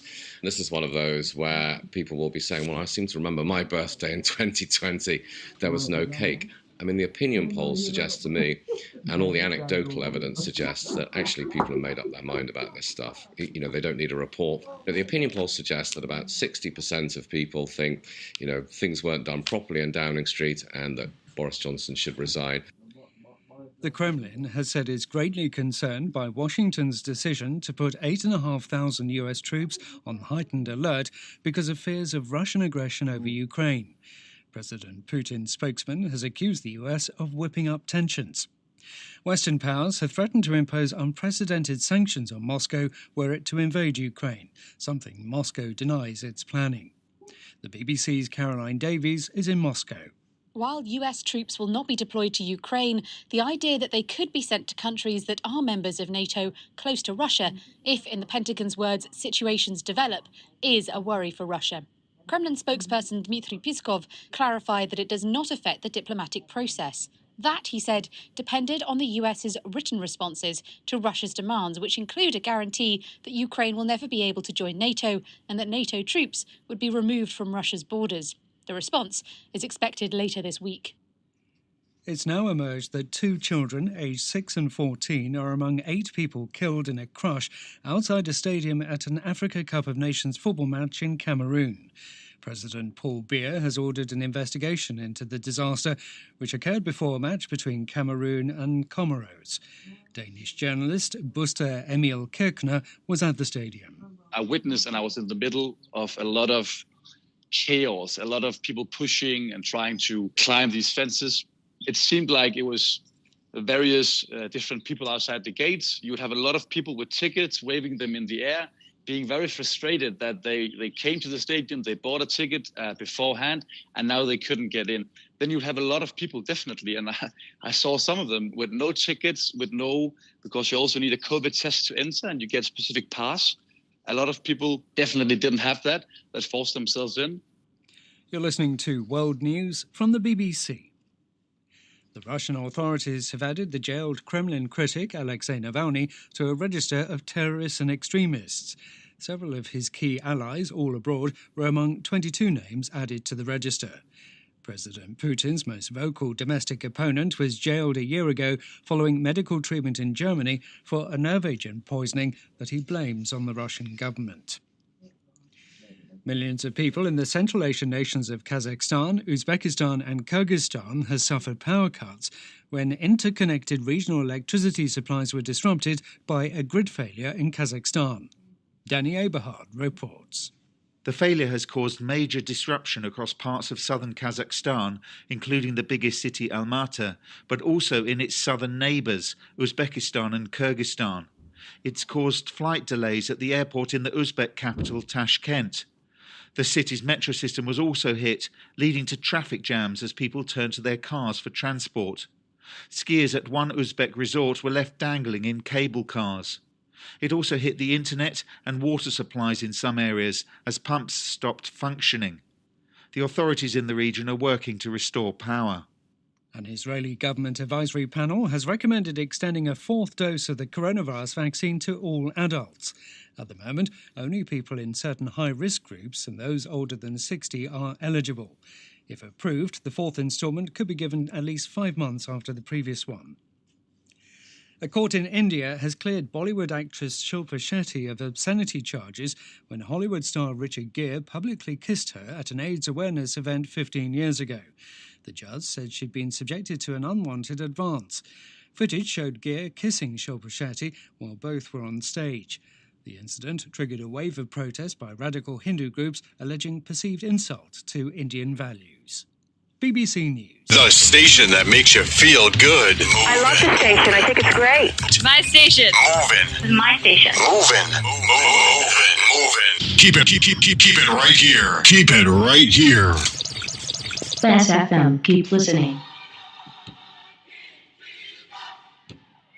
Praise the Lord, praise the Lord. God is good. This is your radio pastor and friend, Reverend Simon Peter Jones, inviting you, my friends, to listen every Tuesday evening on Best 100 FM at 7:30 p.m. for the program The Voice of Hope, as we extend hope to the hopeless in this dying world. God is good. Be encouraged. Hope is in the Lord. Live the life. Respect the music. And keep your radio locked in. Best 100 FM. Hello there. Hello there. Yes, indeed. This is the prophet, Reverend Mark Stewart, inviting each and every one of you to join us for war.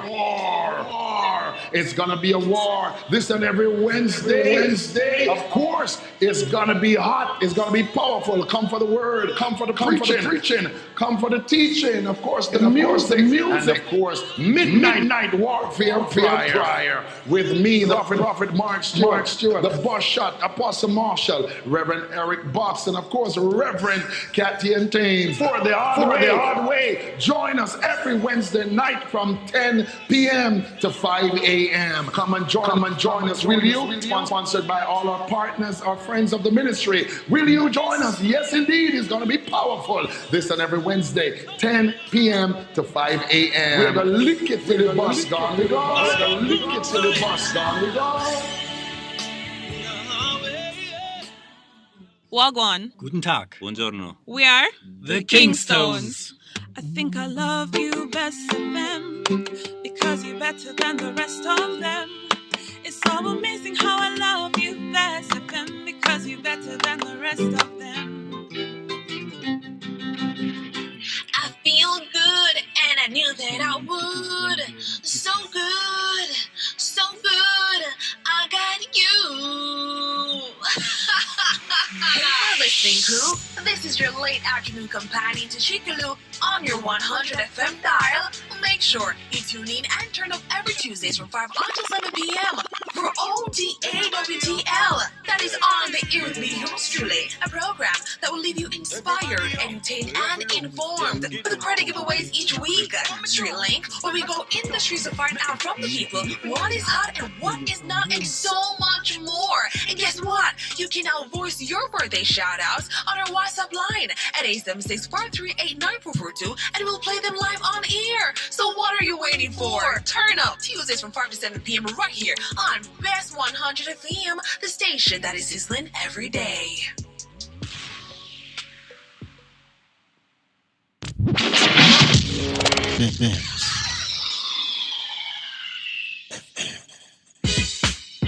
Vejan Printers for all your printing needs. We specialize in calendars, flyers, brochures, and more.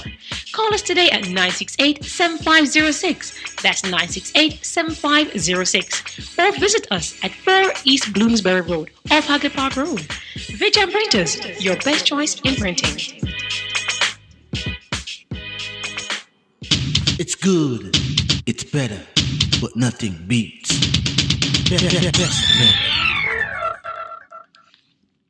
Good morning and welcome back.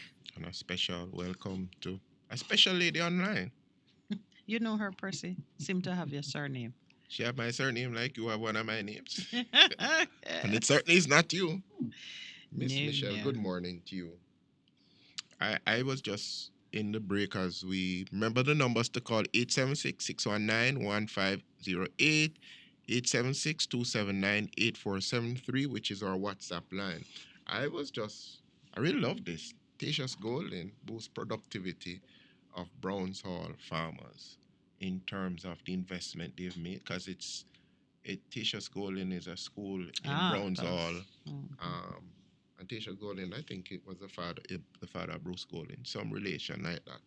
But they have a greenhouse, and Jamaican ginger is supposed to be one of the best Highly quality, rated. highly rated in the world, get premium dollar for the product, and the minister, the MP, which is Christoph Don, used his constituency development fund, $2.5 million worth of it, to set up the greenhouse, and so they are selling the seedlings back to the farmers in the community, and they are doing well. They have invested in stuff in their agricultural program. So that's Breadfruit, like banana, they do processing, they have a slaughterhouse.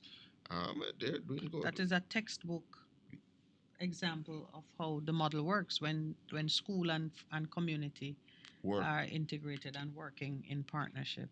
Yeah. So you see, it can work.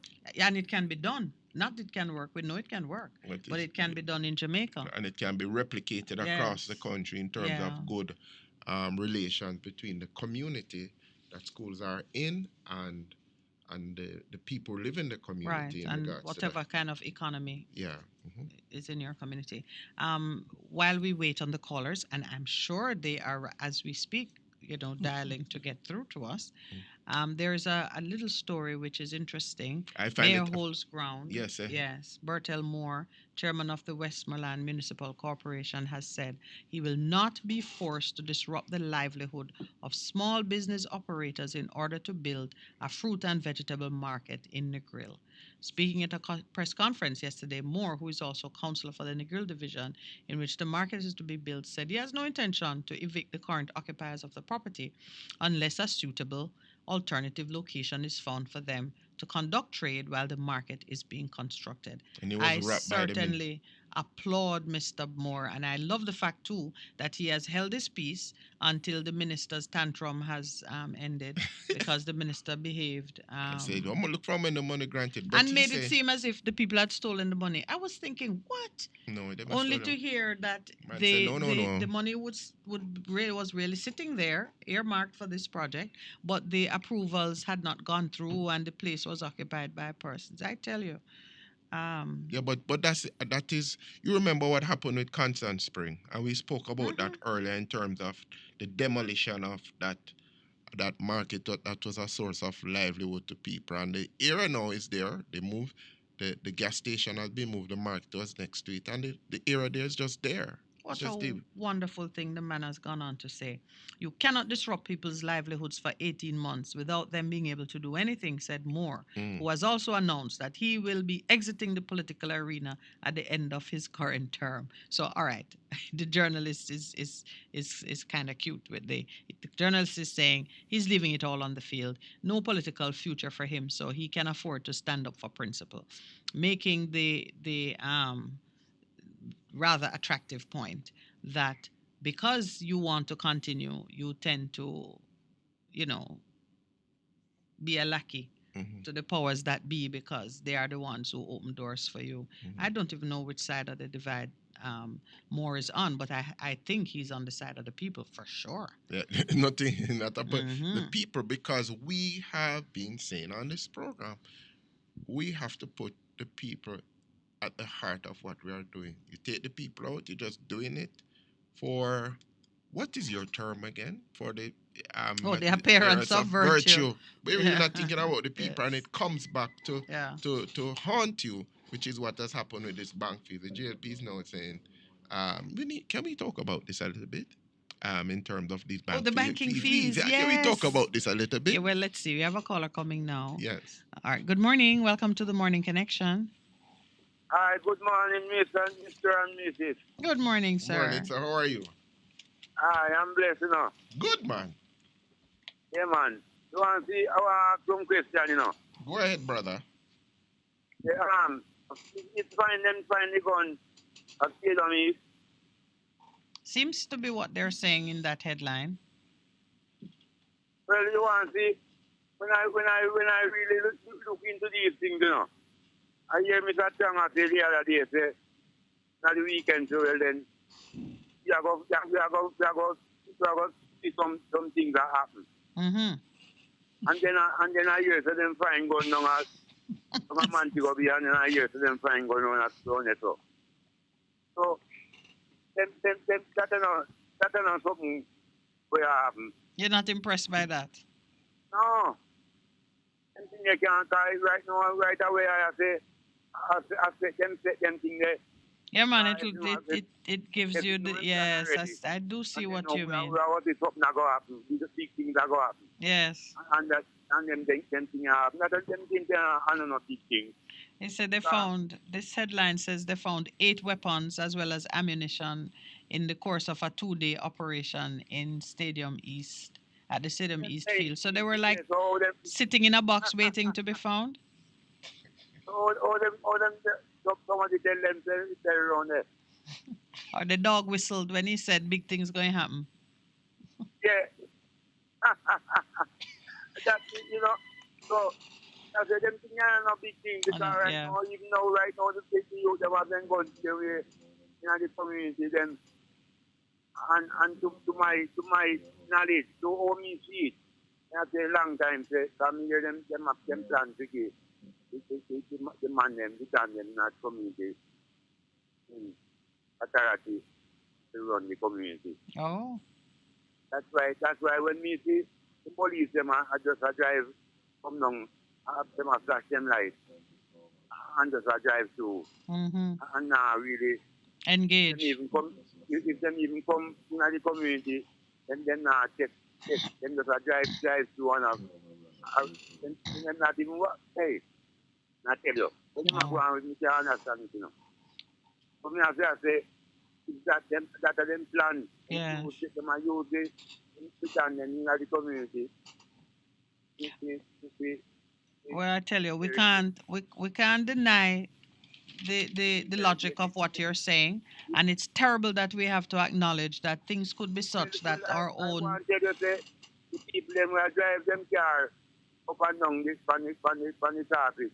Them can't do the things them where we have to walking in and right. On the riverside and on the train line and on the bridge. All right, my brother. Thank you for that word from the street. Yeah, but what is now? Yes. I want them then we come to them thing. We look into it and hush we have quick. No man, me not try hush you off quick. You have more to say? I hear some people talk somewhere like we have big up and pick up and little down and then talk long. So more people see here and understand what I say. Them not go and good. I'm going to tell them already say we can't eat head. Head has to leave tail. So if we move and not work off of the head, do nothing. Won't accomplish anything. With a political or what, at the head we have to deal with it, God or Satan. At the head we have to deal with. Yes, so, sir. We're in agreement with that. We really have to, godliness we really have to deal with the head. You see? So we have to deal with godliness right too, and truth and right.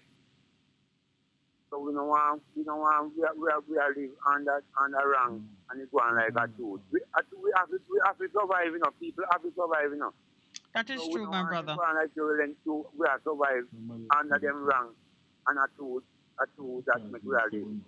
Nobody can save your life. And them can't save your life. Let them have it. What you're saying is all true, sir, and I thank you for sharing it with that. No, I'm not hustling you off, but I have another caller who's holding. I want to go and come again, too. No problem, man. Go ahead. You're welcome to do that. Thank you. Good morning. Welcome to the Morning Connection. Hello, good morning, and welcome to the Morning Connection. Good morning, Neville. Good morning to your listeners and your valuable callers. Yes. Pastor, I want to ask you a question first. Go ahead, my brother. I am attempting to write a book, you see? Yes. And I'm at chapter 12. I'm looking at the dark side of the Jamaican culture. Yes. That side that don't come out in the media much. Pastor, in all of your religious research and all of these things, is sex before marriage wrong? That's what it speaks to. So it's wrong in the sight of God.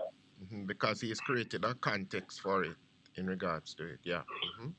So like how we live in our culture here in Jamaica now, where if you don't have any risk, like how we're coming out of slavery, right? And the minimum wage is so low, and most of our men, including me, not really much attractive to women because we don't have no financial resources and other resources, you see? As a result of that, proposing to a woman and not laugh off of you. We shouldn't have any sex. If you follow that line of argument and logic, it would be so. But I know of people who, in terms of being in a committed relationship, it is not about the money that the man can give to them. It is about... No, in our culture, Jamaica. Our culture, me talk about. Me can't talk about any other culture, but what me know and me see people deciding to make a lifelong commitment to each other. They don't have anything but them start there, but they're coming together because they have a vision for the future. In short order, you see them start prosper and move forward. About a percentage that pass. In my experience, what I have known, and people, because I do a lot of marriages and so on, a good percentage of the people who wait, because I remember doing a wedding for a gentleman in 40s and thing. But he has asked you a different question, you know. The question he asked is, what is the prospect for a man who is not attractive, nobody waiting for him to marry him? No, but it's not he has proposed and it said no. Does that mean there is no sex for him? No, but I'm saying... You asked me either yes or no, but I'm responding to it. And I'm saying to him, if he propose, because in regards to that, I'm saying the whole thing is about commitment. That's where I talk about. And being married, which is what God has said, that context. So you're saying that... talking about why the person said no. The person has said no.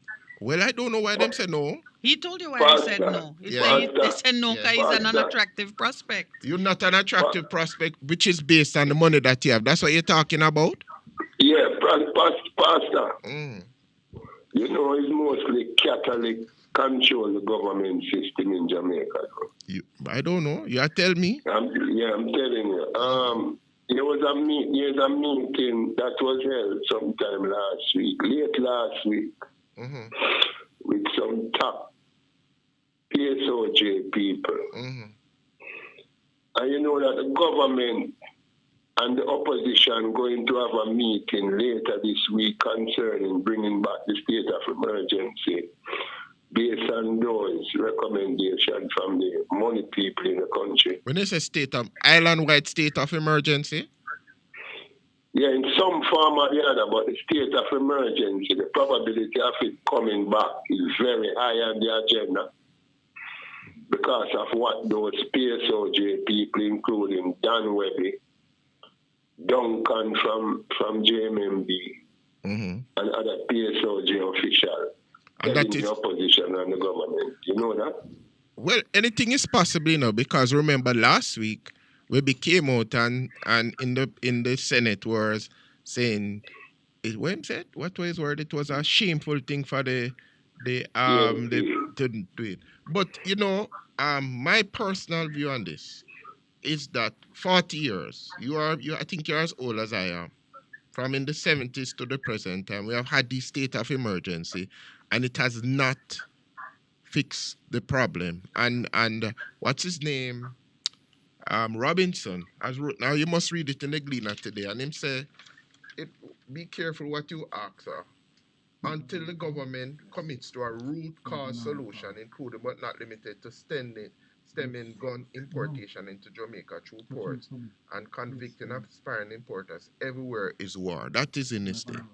So, Miss Minette, Pastor, did you know that there is no plan to fix nothing down here? We know that. When you look at the debt to GDP ratio of the government, PNP and JLP government, the debt to GDP ratio now is 110%.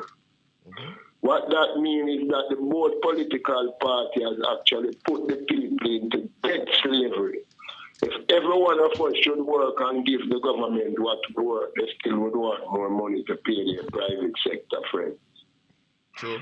Yeah, so there is no intention of spending our tax dollar on us, and I'll rework it and then take it back in GCT, which is their main tax now, raising up the food prices, etc. And there is no intention of spending it back on we to solve this whole crime thing so that we can have better family life in the country, in the inner cities. Because they say that we are immoral. We are immoral people. We are having sex before marriage and having children out of wedlock. They're talking that those things in their lodges and in their Catholic churches uptown. But is that the only thing? Is that the only thing that causes us to be immoral, my brother? The sex thing? No, Okay, the all right. poverty that they put us in Okay. has made us corrupt and immoral in their sight. And even your minister of law, Delroy Chuck, the man who controls Minister of Justice, your Minister of Security. Those men targeting their cabinet meeting that we are immoral people, They're looking down on us because they have their pretty wives, Even the Prime Minister, they're bragging with their wives, Yeah, but Desmond Mackenzie talking to his congregants in his constituency, local government minister, who have one of the most filthiest constituencies in Jamaica. Yeah, but and him addressing a crowd of women in his constituency and talking about. You see what happens when you're married to what waste men? Calling all Jamaican men waste men. What kind of argument that? Yeah. Desmond Mackenzie. Yeah. But Neville, you what you have done, you have a complex problem and we have put simple solutions to it. And I believe, as a coming up on the break, if you want to wait, we can. No, I'm not going to wait because I don't want nobody bad. But I want to ask you a question before you wait. Yes. Do you see any hope for us in Jamaica, yes, man. especially African men? Yes, man. Yes, man. You see a hope for us? Yes, man. Tell us after the break. All right. Miss Minette. Yes, sir. Yes. I want you to tell the women them how to sympathize with us African males so that we can have a better family life going forward in the country. All right, sir. Because I accept this that money challenge. gone out of whack, All right, then. I accept the challenge. Thank you. All right, we're going to take the break now. We're right Take up on care. the 8:30. It's 8:31. Please stay with us. We're going to be right back.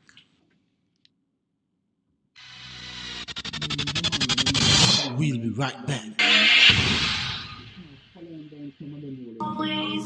What should a taxi service do for you? On-Time Taxi Service is more than just a ride to the other side of town.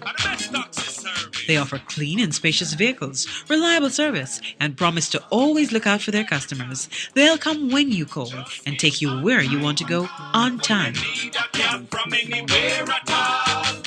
You can call us on 926-3866. We are something special on the road. The station that makes you feel good. I love the station. I think it's great. My station. Moving. My station. Moving. Keep it right here. Keep it right here. Bass FM, keep listening. The Morning Connection is not your usual talk show. We aim to stimulate discussion and chart new paths to self-empowerment. So please join us, Minette and Percy, on The Morning Connection, Mondays to Thursdays, 6 a.m. to 10 a.m. on Best 100 FM.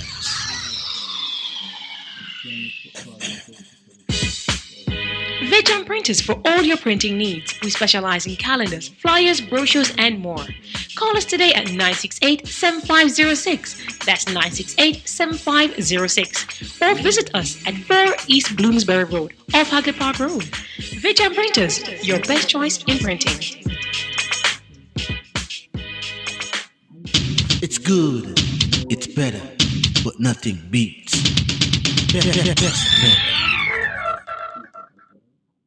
Morning and welcome back to the Morning Connection. We have two callers on the line. Let's go with the first one. Good morning. Good morning. Welcome to the Morning Connection. All right, I'm getting dead ear on this line. So we'll try the other one. Good morning. Welcome to the Morning Connection. Thank you for holding. Good morning. Good morning, sir. Hey, how are you, sir? No, the guy said I'm the second caller, so I was hoping you would talk to the other one. So, No, it but, went Oh, dead. no, I didn't get a response on that line. Go ahead. oh. Probably fell asleep waiting. Yes, pass on this minute. What Santa, I'm I here know. to It's- talk about now. Go ahead, Santa. I sure you have a good answer for that hope for Jamaica, 'cause I don't see it.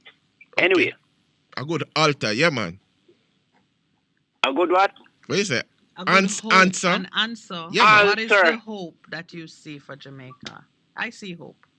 I see hope. That is But what go faith ahead. is about. Go Tell ahead. us what you...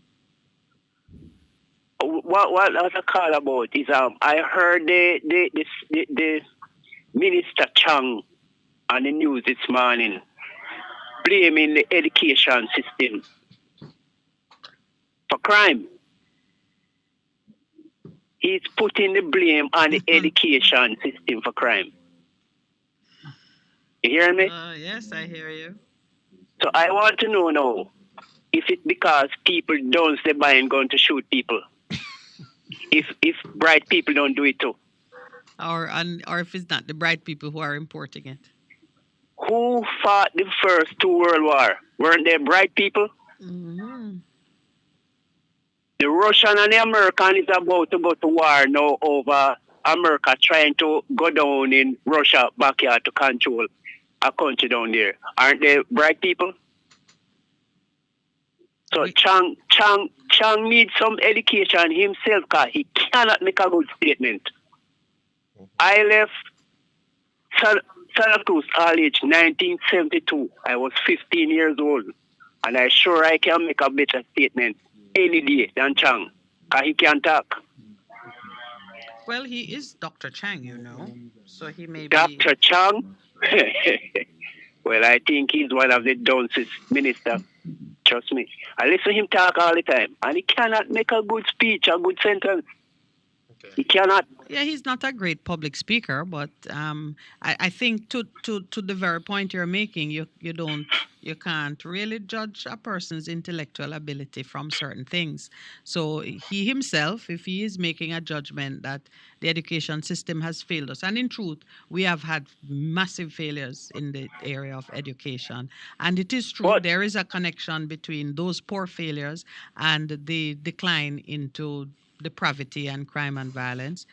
We have made that connection all the time. Many persons have been saying that to really put a dent in that problem, we have to go back to some earlier points to capture and engage young people before they lose hope and turn in the wrong direction. So are you saying there's no connection, or it's just because Mr. Chang is particularly unimpressive in It's your one of the view? factors. I would suggest it's one of the factors. But I'd love to know if it is that you don't see a connection, or it's just Mr. Chang should not be the one to be talking about it right now. Look, if education fails, government is the fault. That's what I'm saying. Oh, okay. So Mr. Chang, standing as a representative of the government, Deputy Prime Minister, no less, should not be saying, let's blame education. He should be taking personal responsibility. Well, I'm with you on that. Look, I could do a better police job than all these ministers and these police in this country. Okay. Trust me, I know that. If I was a cop. All right, sir. Because they have relationship I with don't the people. doubt you. Look like the first caller has woken up. I'm getting some waves from the engineer. I have one more point to make. I tried to make it with Jerry yesterday, but he couldn't take my number. All right. Well, I wish you greater success with us. What's the point? Sunday, a car broke down in between Lacove and Santa Cruz. And the guys, they drove off and left their tool bag. Oh. Now, I have the bag. Okay. With some tool in it. All right. So if they need to contact, there's a garage across the road from where they broke down. Mm-hmm. Right, they could go to that place. White's garage. Okay. Oh, so you're giving the information here. You're not Yes. you want to leave your number in case someone connected to that incident is listening. You can leave the number with Andre, and if someone is listening and is knows about this missing tool Star bag, that broke down. they can call. It's the B13 Nissan that broke down. So if the guys are listening, they can contact my number. All right. All right. Thank you, So Santa. Andre will take the number. Thanks very much, and very kind and helpful of you. That is what breaks crime and violence. Good morning. Welcome to the Morning Connection. Hi. Good morning, my sister. How are you? Morning. Good morning, Pastor. How you do? Miss Minette. Yes, sir. I have a pick with you this morning. Sure. You, some of the things that you're reading out in the thing there. Uh-huh. I wonder if you went to your bed and dream about those things. You mean with the Integrity Commission? Yeah. When you say dream about it, you mean what she was quoting from the law or what her proposed solutions were? No, man, what she was quoting, man. No, man. I quote the law as it stands. No, man, if we deal with integrity, yes, I will put those obstacles in the very act. You know, yes. No surprise, we are where we are. I can't believe. I thought it was. I was in some Never land. Wonderland, man. I couldn't believe. Well, you know, that comment you make tells me that I was right to head on down this path. Yeah, man. So when these guys come about and telling me about integrity and all them things, then just put that thing and like a face card thing for fool us, you know. The appearance of virtue. Because they're not serious. They're not serious about preventing corruption and all them things. Yeah. Then that's it. I tell you, man, you know, I am seeing that Jamaica is going to become the first failed state in the Caribbean, and if we not get up as citizens of this country and take charge. Stock, you know. Yeah, man. I agree with you. Yeah, man, because our leaders, people we elect to lead this country. It's like a boys' club, Jamaica is, you know, like a old boys' club, you know.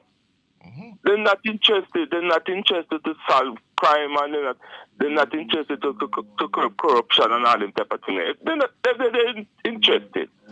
How could they be making those laws? You make the law and at the same time you put an obstacle in the way of solving it. You make it and then you disable it. So you build the car and then you puncture the tires and take out the engine and tell everybody that you have a car seat there. They're not serious, man. Yeah. They're not serious at all. You see, them get them with liars, you know, when they write them things, and the liars them find all kind of loophole and them black the loophole to prevent us from getting to the true fact and the truth of what they're trying to do, you know, man. But can I tell you, my brother, that legislation, it's there in living color. You can download it, you can read it. It's right there.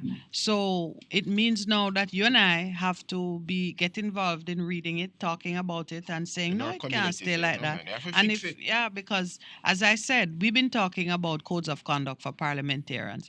The senator was here on the show with us saying that it is not the problem he has is how they behave towards one another. And yet you have an integrity commission that has a power, in plain language it says, to write codes of conduct for any public body. Why don't we have a code of conduct? Listen, I am suggesting that, you see? Yes. We civil society get together and we form some sort of committee to deal with this thing, and what I would want us to do is that person that to be put on those committees, integrity committee and others, must be somebody that we can come before some committee and be vetted. Yes, that's what we propose in terms so that's of the one change. of the amendments we should have. The Prime Minister, whoever he is, must not just select some people and say, "I put them for integrity commission." Yeah. We must vet this. We need to vet person them. and find out through here, you know, public and hearing. they come to a selecting committee. and they must go through some farmer thing like what you call it the thing that Cross examination. Cross examination and just a little bit there. What? Due diligence. Due diligence in terms of checking. Due diligence and the thing when the police them do for tell you for your lie detector. What you call lie detector and all this type of thing there. All right, so well, you've gone far with that one, but No man, but no, I get your point. We I want get your people have point. high integrity to be on those committees, you know. We Yeah. don't want just anybody at all, you know. Yeah, We because want that's some person of high really, integrity. at the end of the day, that is we're counting on that organization to do what the millions of us can't, get up and do because it's not Right. practical. So So I if we want to understand build what you're saying. a society that we feel safe Well, and less corrupted, then that's the way we have to go. as we said here, Percy and I are gonna do a session on how to form your community-based organization, or your whatever it is that you have. You say that we should form something, and let that voice be an advocate. Let that committee be an advocate for certain things. We're going to talk about how we can set something up so we can have a place beyond just our talk shows and so on and so forth that does a certain amount of advocacy. I have another caller on the line. Are you done with me, or we have? Yeah, man, I'll call back later. No problem. I want to say, but give somebody a chance. Yes, thank you so much. Very thoughtful of you. Good morning. Welcome to the Morning Connection. Hello. Morning, sir. Hello. Good morning. How are you? I'm good, thank you. Talk louder, man. Yeah, man. You know, say, people like Mr. Duncan and all these people, I lost money at the bank, man.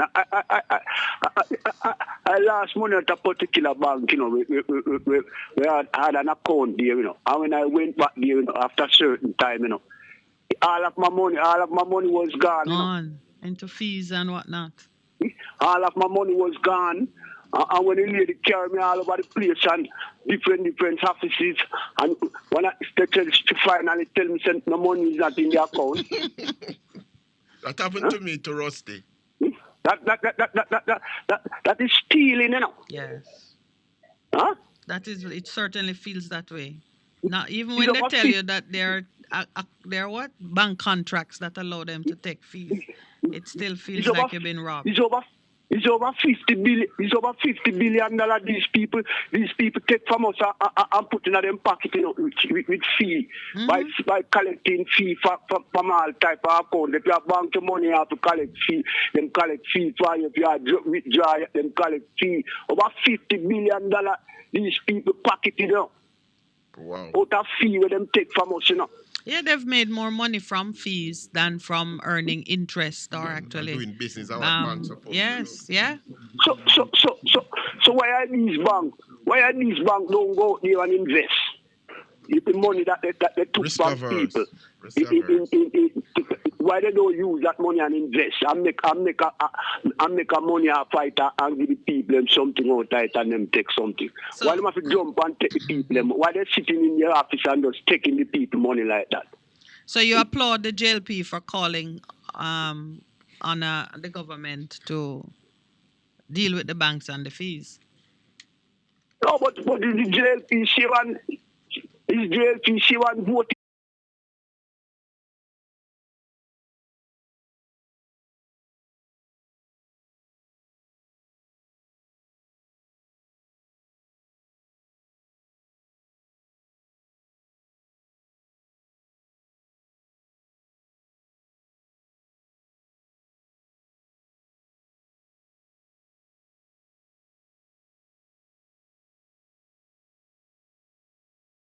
You are very welcome on the show, notwithstanding it's not Rusty. Oh. Wow, we're having a bit of a rough time with the technology. The technology and our lack of preparedness for it. Good morning. Welcome to the Morning Connection. Hello? Good morning. Welcome back. Morning. We had a violent surge in power that just rode It's over not everything. working properly at all. I can hear you. Are you can't hear hearing you, me? Rusty. We can't hear you. We are hearing you. We're hearing you. You hearing me? Yes, man. But I'm not hearing you at all. Oh, I'm not sure why Hello? you're not hearing me. You have your phone on mute? Yeah, I'm hearing you now. Yeah, Rusty call back. Yes, man. man, I'm Got glad cut you off a called while back. ago. glad you call back. Yes. Finish your I point. didn't finish my point. Go ahead. Yeah, about the bank, you know, with these large sum that they're making, you know, and they're not going out there and doing the work, you know, they're not investing. They're just living off a fee. Yes, and because there's no regulation containing them in how they charge fees, and because the banks are doing, all of them are doing the same thing. So you can't say, I'm gonna take my money to Sagicor or to Scotia or wherever. They're all doing the same thing, which tells me too that they are combining. So pertaining to state of emergency, why Mr. Duncan and those people don't put some of that money down in the place where soldier and the police are go, where them a curve off and when them left there, they leave something that people can turn towards. Yes. Something good. Why they don't do that? Some of that money need to spend down there, to just use police and soldier and go down there, with a draconian measure and Traumatize the communities because it's a traumatic event, either way you look at it. yeah, and then again the law about corruption. Again, make no sense because there's a lot of lies there already, miss. Well, I know I'm looking at them, and but we need laws in the space because of our own behavior and where we are, and whether we fix the ones that are already there or introduce new ones, they have to say the right thing in order to be effective. Is the Prime Minister submitted his statutory reduction yet, ma'am? Yes, and the Integrity Commission published it. It was gazetted, I think 10th of January Gazette. I haven't seen the Gazette. I was trying to find it. Okay. And the Gleaner did a summary of it to the effect that his assets have grown to 190 something million. Yeah. Is it problems with anyway, whatever it is.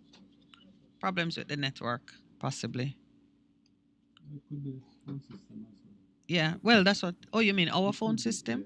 Okay, all right. So, not settled back to the perfect running order to which we're accustomed just yet, but getting there. The issue of the bank, Pastor Percival, you were starting to talk about the situation with the fees. Yeah, man, it's ridiculous. My son said, Daddy, he's very aware of this, and I say $40 to What am I hearing? $40 ATM and more. Oh, that's you playing the morning connection promo. All right, it's mayhem in the house. How much time we have left? After the 9 o'clock break, I assure you, we'll be back to normal. Still a little unsettling. Good morning. Welcome to the morning connection. Good morning, Mrs. Lawrence and Pastor and Mr. Lawrence. Good morning. Just trying to give my little piece here. Let's hear it. I'm really worn. I'm drained. I'm tired. I think it's time for us to just start fighting. I am really tired, and I need something. I want to see something done in this country. We need to stand up, and we need to do more in action. So, for those of us who are ready, I think we should start with a name. So I think we need to just give a name to what we want to do and the group we want to stand under to fight our cause, because we can talk all we want, but these people get away with too much, way too much. And as far as I'm concerned, talking about the gunmen, don't bother talk about them, because the banks are the biggest gunmen. They just don't do it using a gun. That's all. They rob us daily, minutely, secondly. And what? Their pockets get big while we suffer. People can't even have an account, because the minute you don't have $1 to add to it, they take your money. How can that be right? That can't be right. It needs to stop. It does. And never, you don't worry. Let not your heart be troubled, because if you do your research, you will know that these politicians, these same ones who are trying to curse persons who are not married, I'm not saying that you should go ahead and live a promiscuous life, but if you're going to curse someone because they're not married, then that's ridiculous because they don't live a life without sin. You understand? They don't even, many of them don't even know what the matrimonial bed looks like. So don't be, annoyed by what they have to say, their negative words. Mm-mm. They're not living any life to talk about anybody, to degrade anyone else. It's that simple. I'm really fed up with the country and the running of it by both sides. And we need to change. Change needs to be done. I agree with you, my dear. And I applaud you for, despite your exhaustion, the tiredness, you recognize that it's time to fight anyway. And what we did this morning was to say, even in terms of beginning the action, it starts with you in terms of what you do. So you do what you're doing, and then we're gonna be doing something in terms of helping to mobilize people with community-based organization that you can begin to bring about change in your local area. Because you see, the change that needs to happen not gonna happen from top down. It has to happen from the grassroots, and it becomes a momentum. I call it a tsunami that moves out of the way the things that are not like us. And we are a people who are honest, hardworking, most of us, and it will happen, not corrupt. All right, so thank you for calling.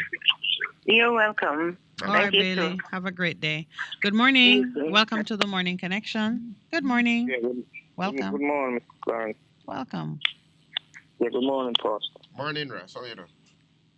Yeah, I'm good. I like how the lady there, put it, lay it down. Yes. Man, she's tired, but she's ready to fight.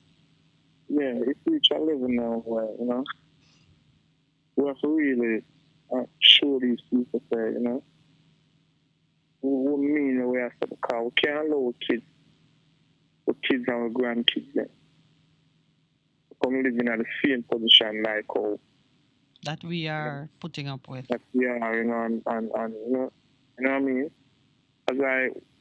When I spoke to you yesterday, man, as I told you that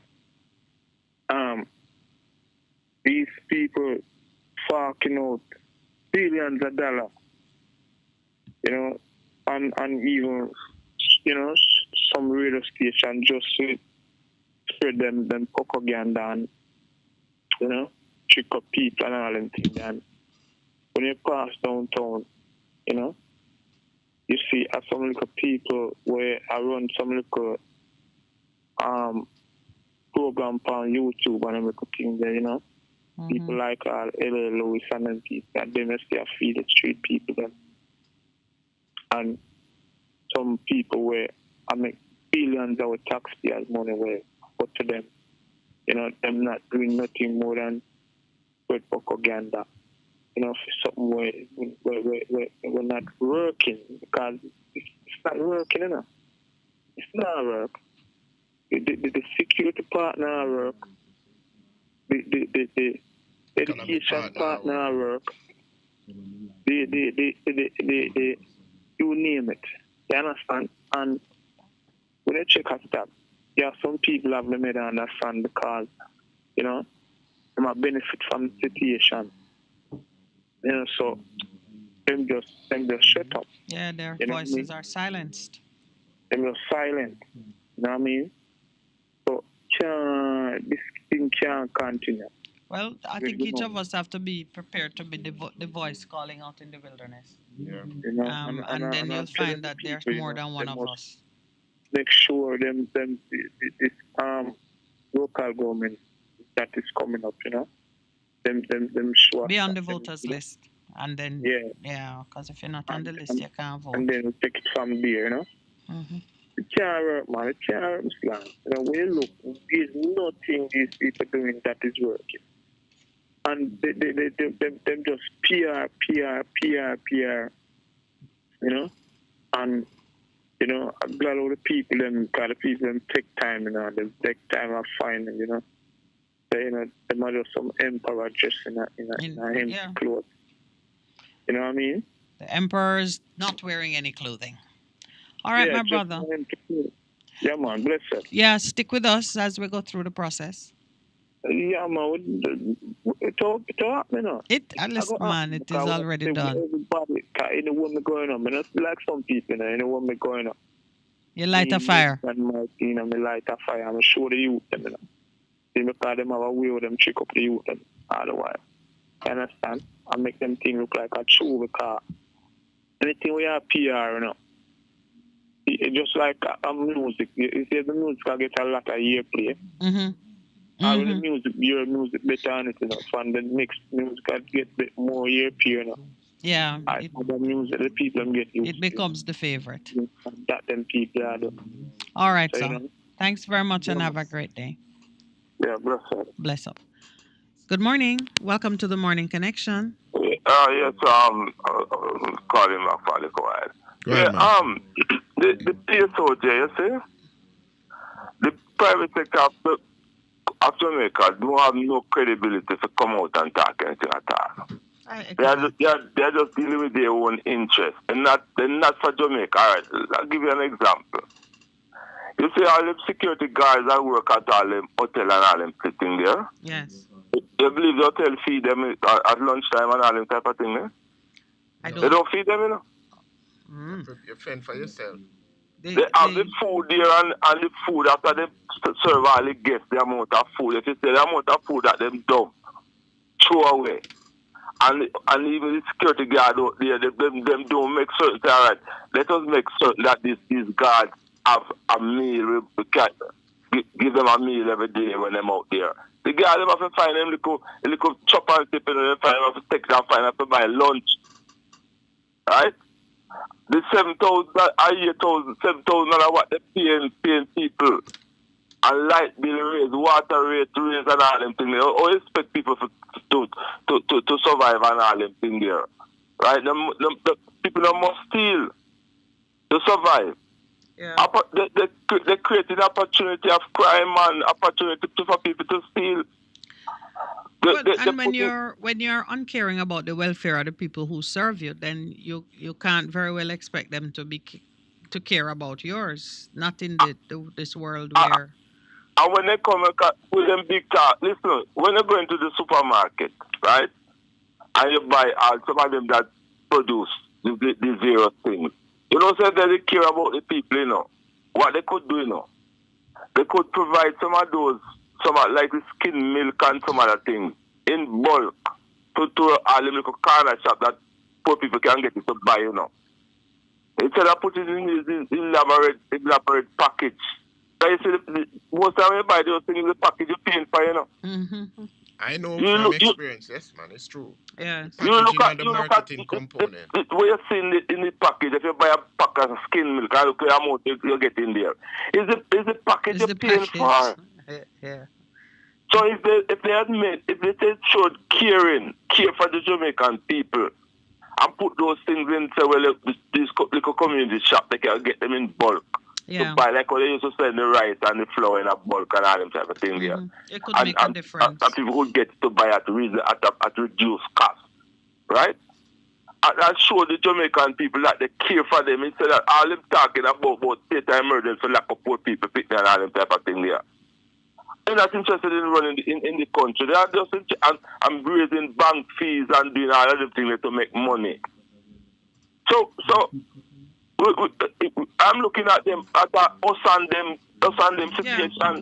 I take your point about the callousness and the lack of heart with the PSOJ, but when you talk about packaging, always remember that we have Bureau of Standards requirements that the packaging have to have certain amount of information. So it's finding that balance between where the nutritional value and the ingredients and so on of the product are put on the package, but you don't spend the kind of money on it that makes the thing the pricing. But my lady, yes. We know the product that the companies them that making this Jamaica. I just because I don't want I can't call a company. No, I made mention of it only for those listeners who might think you're saying put the product in unmarked bags and give it to poor people. I No, what I'm saying, what I'm saying. So that's the only reason why I raise it. When they say you have to cut your cloth to fit you up there, something like so. We know that people cannot afford certain things. So we go around and talk foolish about bureau standard and all them type of thing. That is not helping the people to feed themselves. Bureau standard is there, and bureau standard is only there as far as I'm concerned in name. Because when I was a youngster, you go in the market, the scale is unregulated. Everything is unregulated. So I don't want them to come with that because they don't want to do certain things. It's the balancing act. You have to balance it, and like you have to balance it because in the like way, somebody could put something on the market and say this is what it is, and people die. We say, how come it was not regulated? And that has happened in other countries too, Yeah, So, but the company that produce those things would be the one that's selling them, but you just have to balance it because you always have unscrupulous people who are going to be using the thing. I worked with a company one time, I can tell you this. And one of our greatest things is that we were finding our product in the market. And when you look at it, you could see it was not produced under aesthetic conditions. And so it's something that people put in their mouth and thing. And the people had somehow, Jamaicans are innovative, I call it. They was making the product, somehow getting the raw materials, making the product, and doing their own on black market kind of thing production. So that is how when minutes is you have to balance it. I agree with you. A lot of the money that goes into the production of these products, a lot of it is marketing and the administrative costs. And if companies really want to see people thrive, I call it, cut out some of those costs and bring make the it product affordable to people. We agree that point. That is what I hear you saying. I agree there 100%. Another point again, what I want to make is that I want to touch the police. Yes, but you're gonna because we have gone 4 minutes past the break and no, I can't hold on if you want. Nice. Okay, good. We're gonna take our break. Yeah, okay.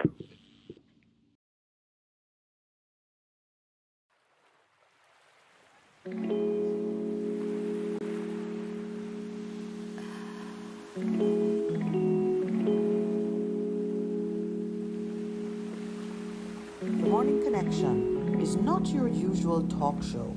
We aim to stimulate discussion and chart new paths to self-empowerment.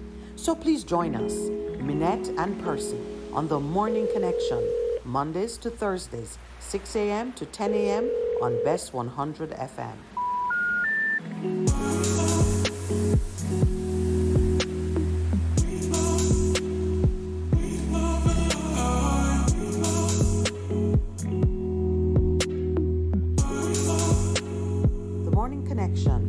Not your usual talk show.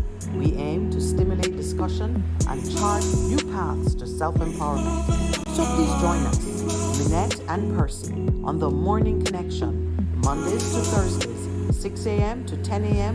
on Best 100 FM.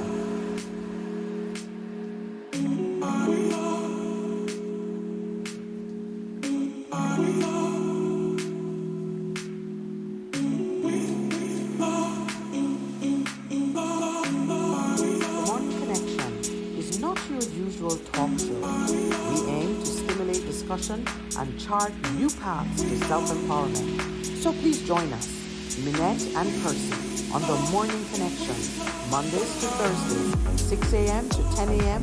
on Best 100 FM.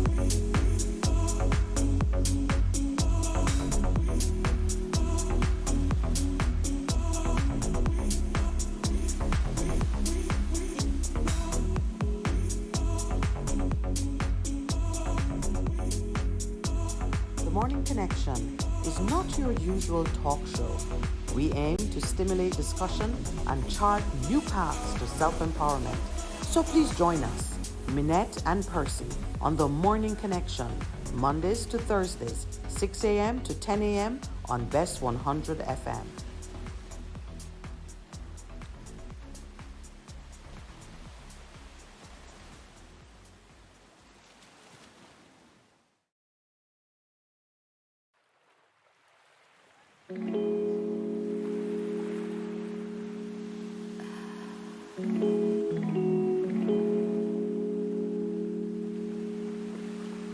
The Morning Connection is not your usual talk show. We aim to stimulate discussion and chart new paths to self-empowerment. So please join us, Minette and Percy, on The Morning Connection, Mondays to Thursdays, 6 a.m. to 10 a.m. on Best 100 FM.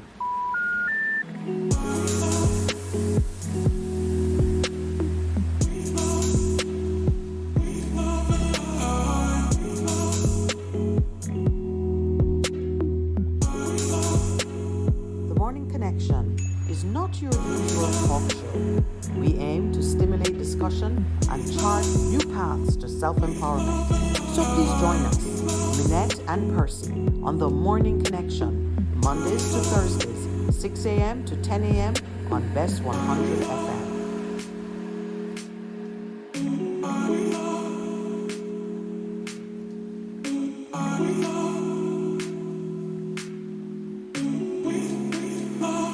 The Morning Connection is not your usual talk show. We aim to stimulate discussion and chart new paths to self-empowerment. So please join us, Minette and Percy, on The Morning Connection, Mondays to Thursdays, 6 a.m. to 10 a.m. on Best 100 FM.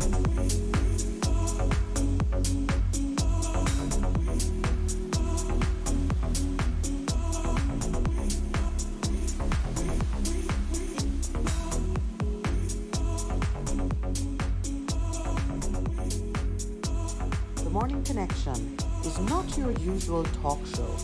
We aim to stimulate discussion and chart new paths to self-empowerment. So please join us, Minette and Percy, on The Morning Connection, Mondays to Thursdays, 6 a.m. to 10 a.m. on Best 100 FM.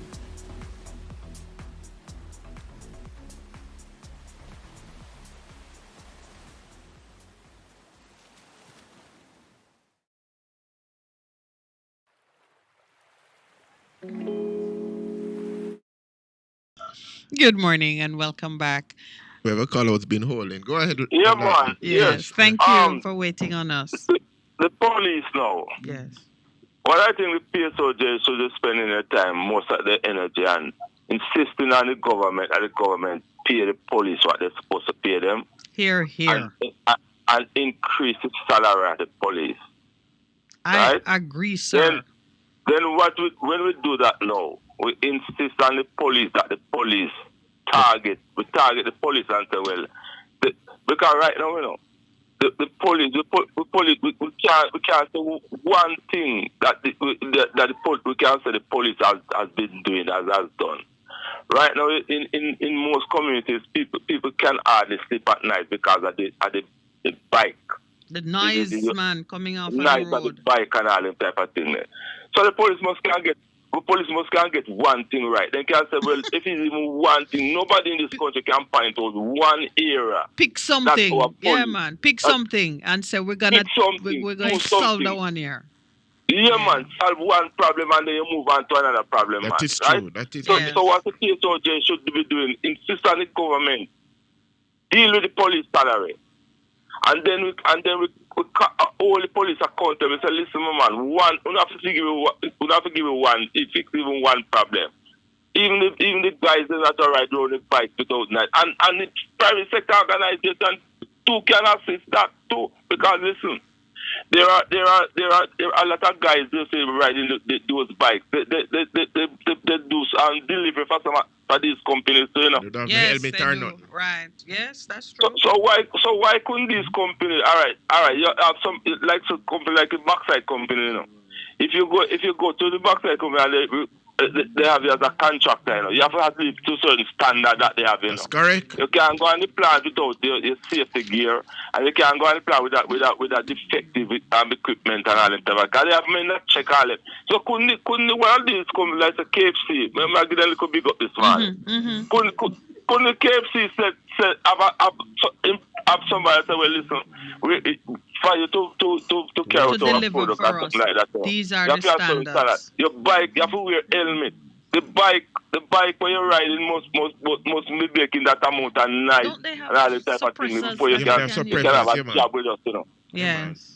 That's a gatekeeper, you know. Everybody have to come together to get this society going, you know. That is such an excellent point you're making, and a suggestion too, as regards private sector setting standards and ensuring that those who do business with them for them meet those standards. Can I tell you?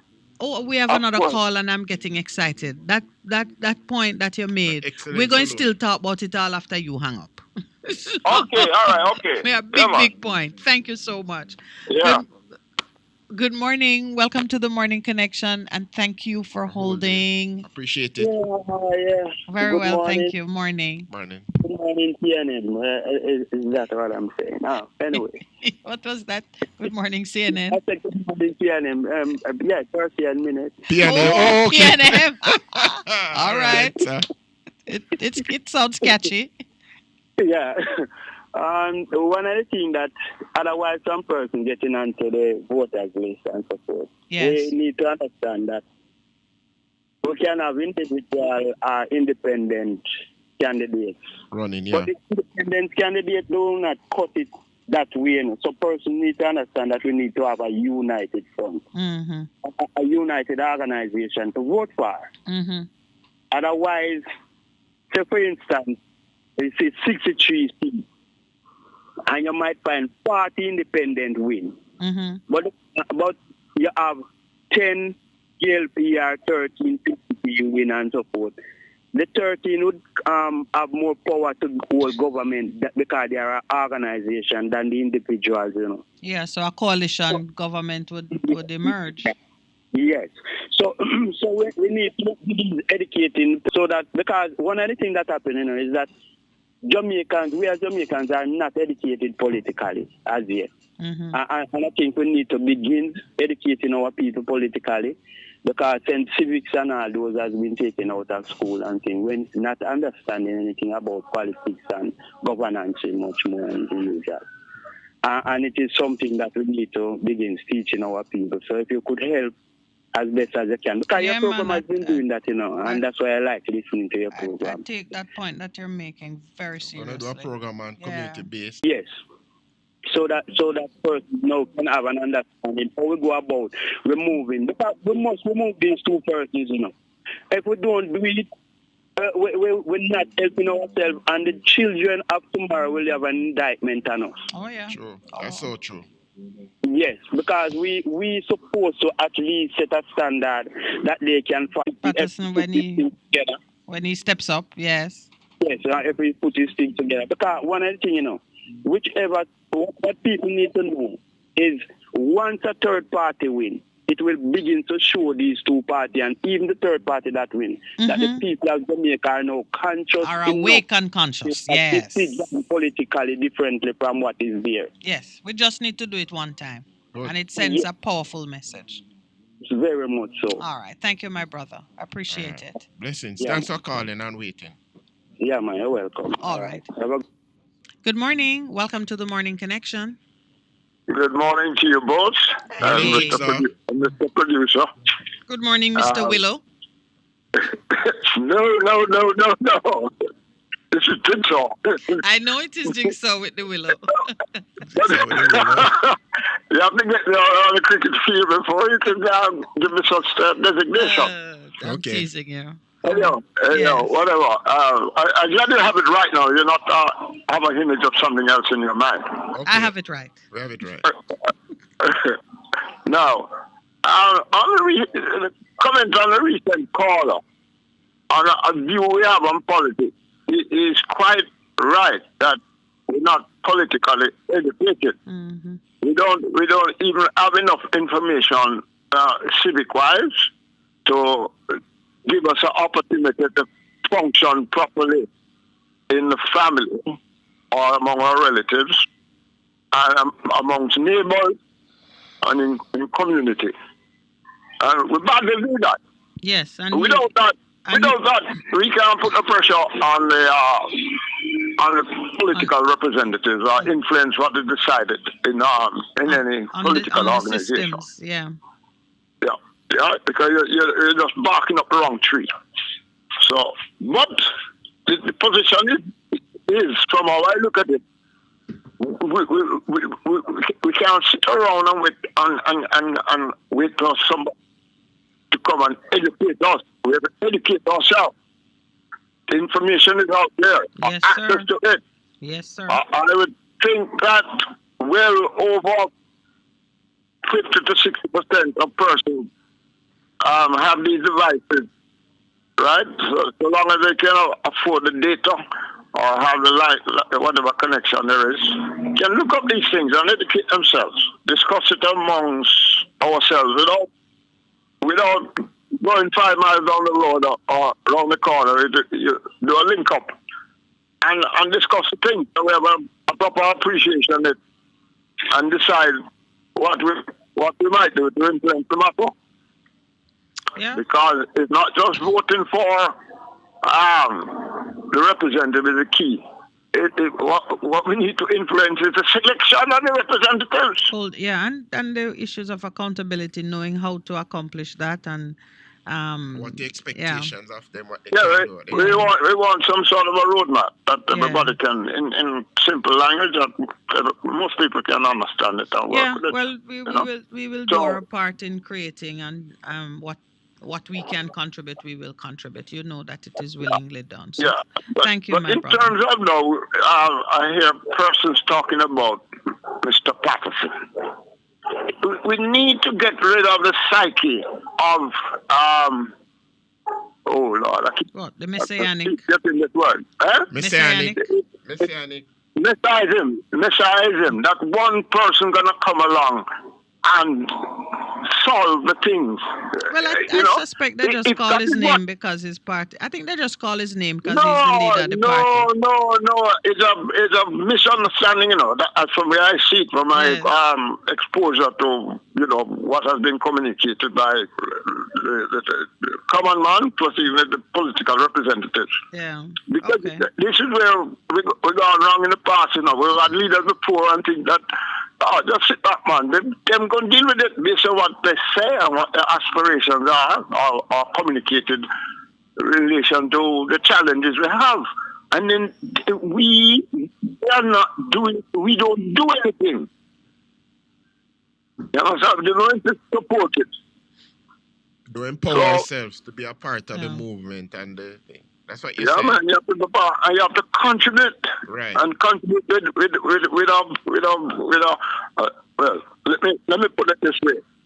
Contribute to the dream, the vision, the plan, and the implementation.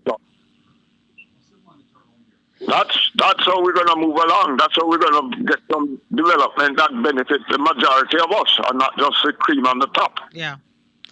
All right, sir. Anyhow, all right. I'll call back. Yes, thank you very much. Good. Take care. Okay. As we continue the discussion, I do believe we have activated a lot of persons in terms of their belief, in terms of what it is they can accomplish, what it is that they can do.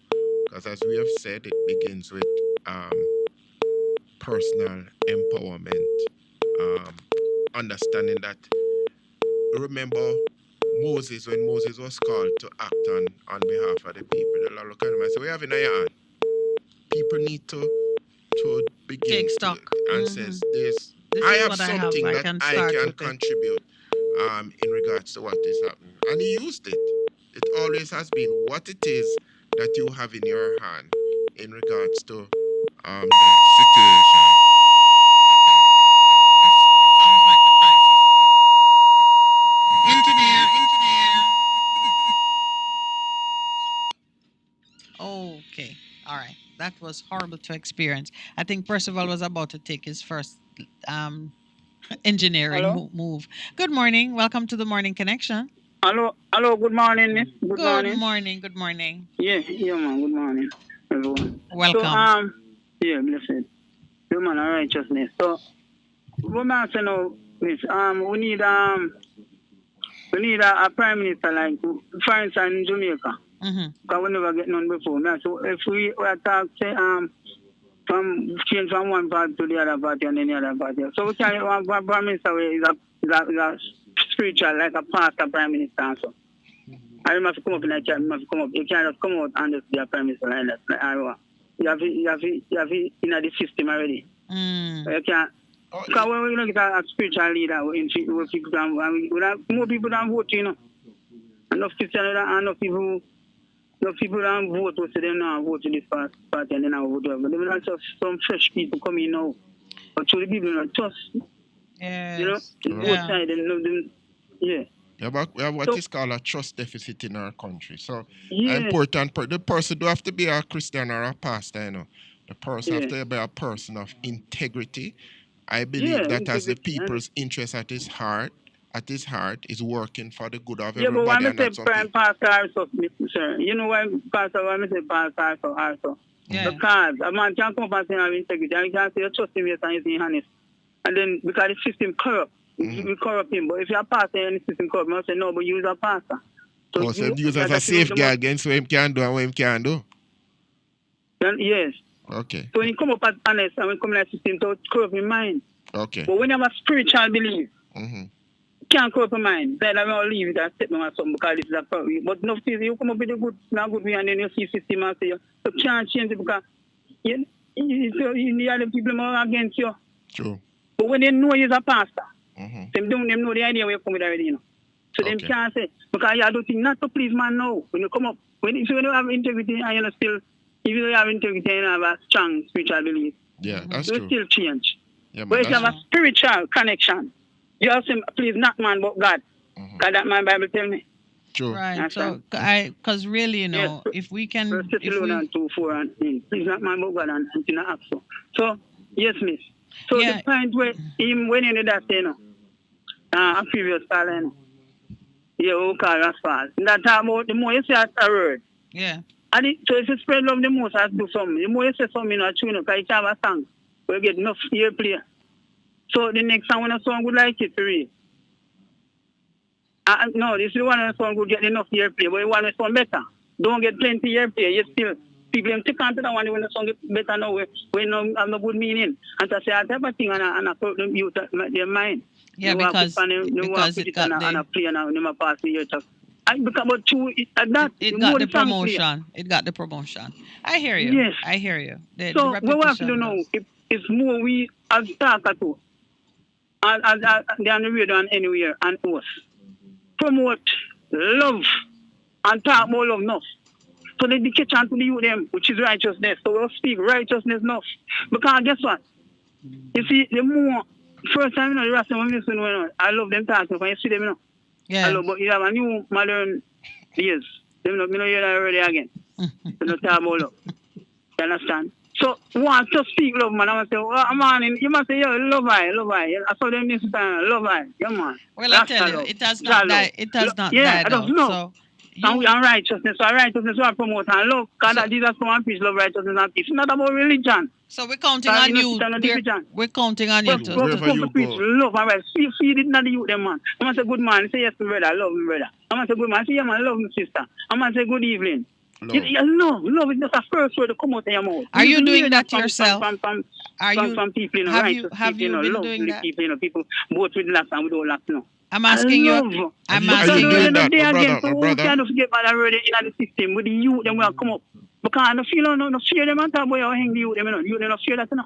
Because them know say them walk without going on police catching them and dead sentence and they don't fear them. Are you doing that? I'm asking. Love that them see the gun and don't want to use the gun. Because them have love inside of them. All right, my brother. Right. Thank you very much. Yeah. Thank you. Yeah. Good morning. Welcome to the Morning Connection. Yeah, good morning, Mr. Grant. Yes, sir. Good morning again, Pastor. Yeah, man. Piano. Yeah, man. Yeah, righteousness. I preach the right thing, you know. Oh, that's what you call him, righteousness. Yeah. I'm a virgin, you know. Oh, okay. Yeah, man. I preach the right thing, but yeah, man. No. So he does it himself in his own. You know him as a man who he does it. Yeah, I was trying to find out if he was. Yeah. He's a poet, you know. Yeah. You know, him do same thing too. Yeah. But you see, when you check back now, it's a different thing that from politics, you know. You mean, you have to show love and the love have to show and everything there. But politics are going to run the country. You know, this can't worse than me have to try the person Me have to try a next person and see if reverse and walk on before me say it can't work. You understand me? Yes. Did you understand what I'm saying? No, I understand what you're saying. Process, trial and error. How Jamaica run here now? We would have to try somebody, and see the person feel before me say that person they feel. You understand? Yes. Because that's so politics. You understand? Mm-hmm. So we don't need people where feel, keep on a feel, ear to ear, like even. Right. You understand? But and to some extent, to some extent, we're limited by the pool of choices. Yeah. So and we them need. Have no vision. So we need some. Have no vision, and hold on, and you bring in your friend. Yeah. And it never gets better. My friend, him not do the work when supposed to do. You understand? Yes. Because I'm know say him and your friend. So would I work or not, him have to get him pay. And that's what Jamaica run now. No. So if you notice, Jamaica no harder, no. It no harder. You understand? The man that run, film ministry, or more run it, and people thief up this and thief up that. And, same people and only only the Integrity Commission is under discipline. Yeah, and it alone can't work because it can't prosecute nobody. Yeah. You understand? Yeah. See? All right. So, I know this is your second call back. I have another caller, so make the point, wrap up the point for me so I can. Yeah, and I'm a virgin righteousness. Yes. See, we have to link up, May I say, in for us know, say, because I'm a command good, and for us know, say, when you're animal talk, is a dialogue, what you are saying. Yes.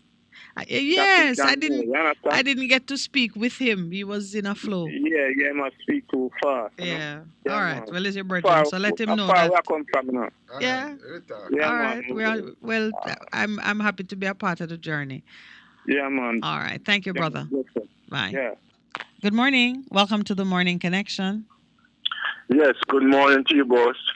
Hey, how are you, sir? Thank you. While I do understand about the not wanting to have a Messiah, to have a one person who you depend on, I understand that cry. At the same time, have we ever seen any solutions from the past that did not have a one voice?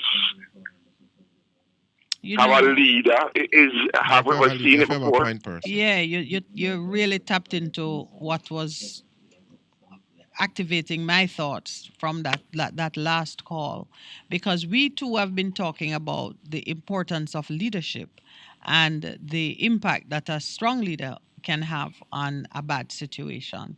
So there is that little balancing act that we have to perform between not treating the man as a messiah, but respecting the fact that strong leadership is critical to an effective mission. Yes, I have noticed that when human beings have a desire for and they gather together, there is usually a one voice who galvanizes them and who rallies. Yeah, man, there's a rallying point. Yeah. Sometimes it's not necessarily that voice which may survive to the end of the day, but it starts with a strong, definite voice. Like, look at what we're doing. We don't have ambitions to serve in politics or any such thing, but we know that our voice is an important focal point to bring people to a certain understanding and enable them to go forward. Yes. So you're saying we people, at the end of the day, we will lean to our one voice. Yes, man. My sheep know my voice. Yes, that is so. Yes. Yeah. And we are calibrated that way. A lot of times I say, I hear many bright people have brilliant ideas on various things, and I will hear 2 or 3 persons speak on a matter, but only one impresses. What accounts for that? And they galvanize the situation and makes it become laser sharp focus. And that is the way you're cutting through the issues and going where you need to go. Yeah. Yes, and like I said, when I look at history, I have never seen You've never seen a group. I've not seen it otherwise either, quite frankly. Yeah, yes. So I do understand what they're saying. They don't want to focus on a one person, but both have to go together. But you see, and sometimes people speak about the messianic complex, focusing more on the Messiah than on the follower. Messiahs are necessary, but followers need to be educated and need to be sharp and need to be discerning and need to have the ability to move when they have to exercise independence of thought. We are not going to get rid of messiahs. Messiahs are a part of the narrative that makes people move. You know, and for us, there's only one Messiah, and we already know the we plan already know, and right. the future. Thank you. Right. Thank you for that. Yes. They've just adopted it. But one person says, how you know if you're a leader? If you must have people who are following you. If you look behind you and see people. But if you're walking, if you look behind you and that doesn't see nobody, you're just going for a walk. Yeah, you're going for a walk. Because leadership is about influence, and the leaders that we need to emerge now need to be able to build consensus that we can say, this is how, with all of the varying voices, this is how we mold the consensus. This is how we're going to move forward to solve the problem. But leadership is crucial and necessary, my brother. Thank you for raising that point. Really appreciate it. All right, thank you. Okay, you're welcome. Good morning. Welcome to the Morning Connection. Yes, I'm swinging away a second time. I wish to issue a challenge to what is being said. Yes. There's a difference between leadership and messianism. All right? Because what messianism does is that you have a strong leader and you have a lot of followers, but not supporting what is good or keeping things in balance or on task, right? Of a philosophy that is being expounded, that is to drive whatever it's seeking to do. Leadership now it has a team around and is listening to what the followers are saying or what is needed. And can change when a change is required. With Messiah, sometimes we get stuck. Well, you know that doing this one thing. The whole idea of categorizing styles of leadership and looking at expectation, the expectation that people have in leaders, and typifying one as being messianic is because the Messiah was meant to come and save a people who did not have the ability to save themselves, and it required some kind of out of your ability and circumstance event to trigger your release and your freedom, such as the Messiah, of whom it was coined, was crucified on a cross so that man could be redeemed. So it is that complex captures a couple of things. One, the idea that a populist, maybe even counterculture leader is going to release you from some form of bondage. Two, the helplessness of the follower recognizing that I cannot do this by myself. I must wait for someone to come and save me. Those are the elements that are questionable, and that people say we don't want a society to look for a messianic leader. We want a society to be educated and empowered. And even if you have to follow a one man, because you must have a leader. And you're right, that leadership is a different thing. But the element that people speak against, and that I assumed you were speaking against, is that thing of sitting down and praying and expecting supernatural activity to release you from your circumstances, which you might need to get up and find a job, get educated, get involved, work with your neighbors to free yourself. And the leader empowers the people around about him so they can move forward. So we're in agreement. We're in agreement. Well, it's not just about us agreeing, you know. We are here to influence the wider public. We're leading yes, and that's really why I didn't say all of that.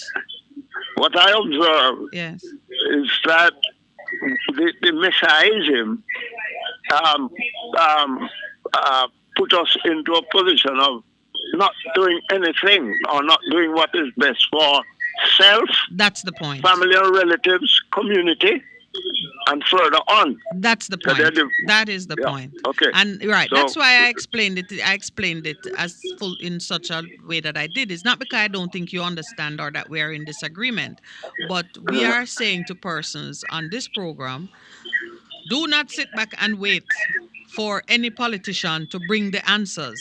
You are a part of the answer. Right, because there's whole heap of wisdom out there at different levels for different situations. Yes. All right. Thank you, sir. That was a good Generation second where we swing step of the wheel. forward. Good. Take care. All right. Have a good day. That's an excellent point. That is. Do we have another caller on the line at the moment? All right. So I know some of you have been staring at the blank screen because, boy, I tell you, I think one of our servers got obliterated by that power surge, which occurred. It ripped through whatever defenses we had. So we're gonna you say you haven't been seeing the main live stream, but those who were sticking with Lowell and Facebook, probably those who were sticking with Lowell would have continued to see us. But we are still on air, on radio, and it's probably mostly the overseas, maybe the overseas listeners that have suffered. All right, I'm calling you Lowell. I knew it would happen, that I would eventually call you Lowell. we, You're Is that a looking at good me. thing? Yes, and when I start to call you Daniel, it's an even better thing. Oh, Jesus. Let's take another call. Good morning. Welcome to the Morning Connection. Good morning. Yes. You see, 63% of persons didn't vote. Yes. But it makes no difference. You see, PNP, JP find themselves in a parliament. Meanwhile, majority of the people out here who has the ability to vote didn't. We never. They are saying they never voted. They never voted. Yes. So it makes no difference. So one of the things that I mentioned, and I remember if a Paul or Ross, they might say, well, somebody not say about Mr. Patterson. Mm-hmm. It's not that I know much about Mr. Patterson or anything. I know. But he has a registered party. Yes. We don't have any more registered party that is here to go against the other two parties. And he says he's mobilizing to present a full slate. Yeah, so it's not that I am bigging him up. Because I need to come out a little more and make a seem slate of people them and so forth. Yes. What we need to do within our communities now as a people who just grumbled with what is happening is look within ourselves and begin organizing ourselves within our community. Organizing some little benevolent society and support and begins doing things, and from there begins choosing representatives Absolutely. From and whoever offer themselves, help to groom and train them and make sure that they know what the community is about, what the community is looking for. Engage with them and teach them. That is it. Because I love what you're saying. We know and find our leaders, Yes. And find our true representatives, Absolutely. Yes, sir. And well so said. Yeah, we know need to begin doing those type of things. And we can't just sit back and we have a little difference with a man. We're going to say we not have nothing to do with the man. We not support him or we not, yeah. About the little differences. See, the politicians, them have them differences, But them come together in a common goal. Yes. To keep us where we are. To maintain power. They are united on a common cause. Yes. We should do the same. Thank you, sir. All right. Yeah, man. That is a nice, astute point. Good morning. Welcome to the Morning Connection. Morning time. All right, morning time. I think you're trying to rename the show, but it hasn't caught. On yet. I'm a little slogan, man. So you hear me, I walk. I know. And it works. All right. So me up on the road from last week. Yes. And by chance we go at a electrical place, and nearby the electrical place there was the electoral office. Yeah. So the amount of people when I see this, I ask them, I'm an Aboriginal reason. And we join a conversation and thing, and I ask them, say, why you really look about the thing? And I say, right now, to be honest, we can't take our van, I mean, never voted. Right. So right now, I tell you something, I'm fed up on me in my ear about the UIC. Right. And I said, boy, John, I'm fed up. And then I had a conversation. I was so surprised. God knows me never know so much people really in tune with Mr. Pattis. So what really happen? They want change. Yeah, they want change. And then the other day, they went all over again now. And then there was a restaurant close by where the electoral office there now. And they did it. And there's another guy who run taxi with me now. And it was the same argument. Same argument. They must say over the years, they vote for the two parties, and it's the same thing over and over and over again. And they're fed up, they're frustrated. Enough. And I realize that people really are hurting in this minute. Yep. Quiet storm, my brother. Call it the quiet storm. Really are hurt. Yeah. Well, I'm not lying. I'm hurting. This minute, me I hurt because all the days me I hurt for my life, and you just not care how much me try for do. It's like we are surviving, but it's nothing we can really talk about. It is a grim struggle. Yeah. There's a struggle. It's like you earn, but the money and the value so much. It's like it come like a steal every time you feel like you make it better. Same anti-mode, same anti-mode. If you're not work for a week or 2 weeks, you ain't a problem. You're sliding backwards. So true. Can't work. And then another thing to read is the man that talk about the war with Mr. Justice Minister there. Yes. It's the top on the program already, And maybe people might do one side of bash me still, but I really care, The reality, and who want to know me, who don't know me, who know my advice, fine. But it said, white people, not all white people, not broad brush, but me actually say white people, and most of these private sector we see in Jamaica, them make life hard. The private sector people, we go like them low, we were the politician, is them a cause the poverty in the country, the crime and all of these things that escalate, and them are the problem. Poor people is not the problem. Is them drive the poor people in this situation. How much we can get up and say, alright, we'll try something to make it work. Yeah. Enough can't try, enough.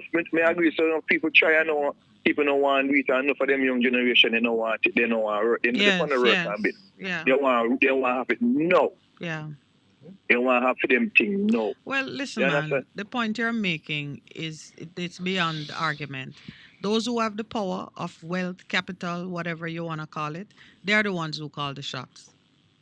Because if we can hear somebody, Neville called and was saying that, are we aware that talks are being held to revisit the issue of the SOE, and now both sides will come into agreement because the PSOJ says we need state of emergency. Everybody knows it's not working, but they decide that none of their children or none of their people will be affected by it. But for their comfort level. And as someone else said, they wouldn't get up and say, let's pay the policemen more. Yeah. Let's put some things in the communities to give people opportunities and options. They not get up and say that, but they will get up and press the government to introduce. So the point you're making is beyond. And they will say it is government responsibility to pay. So they distance themselves. Conveniently, they do what they need to do. Yeah. So after the insurrection, the so-called insurrection down Tivoli, some of them went and saw how people live, and they were shocked. I said, but which Jamaica them living at?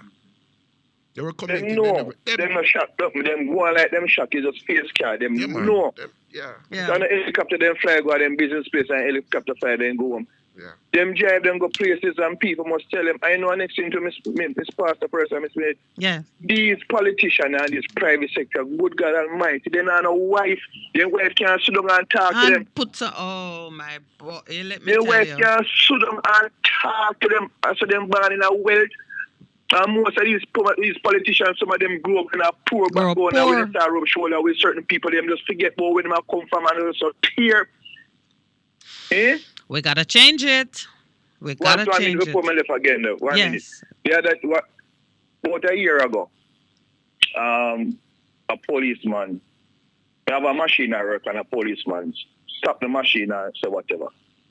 And after I take with the machine, they go down there and I say, It never license and insure, you know. It's a small tractor, never license and insure, but him just cross the road, which is, me now go say him right for because the law is the law, and me now go blame for the boy when because him do it without my permission, right? But just a main road him cross. Mm-hmm.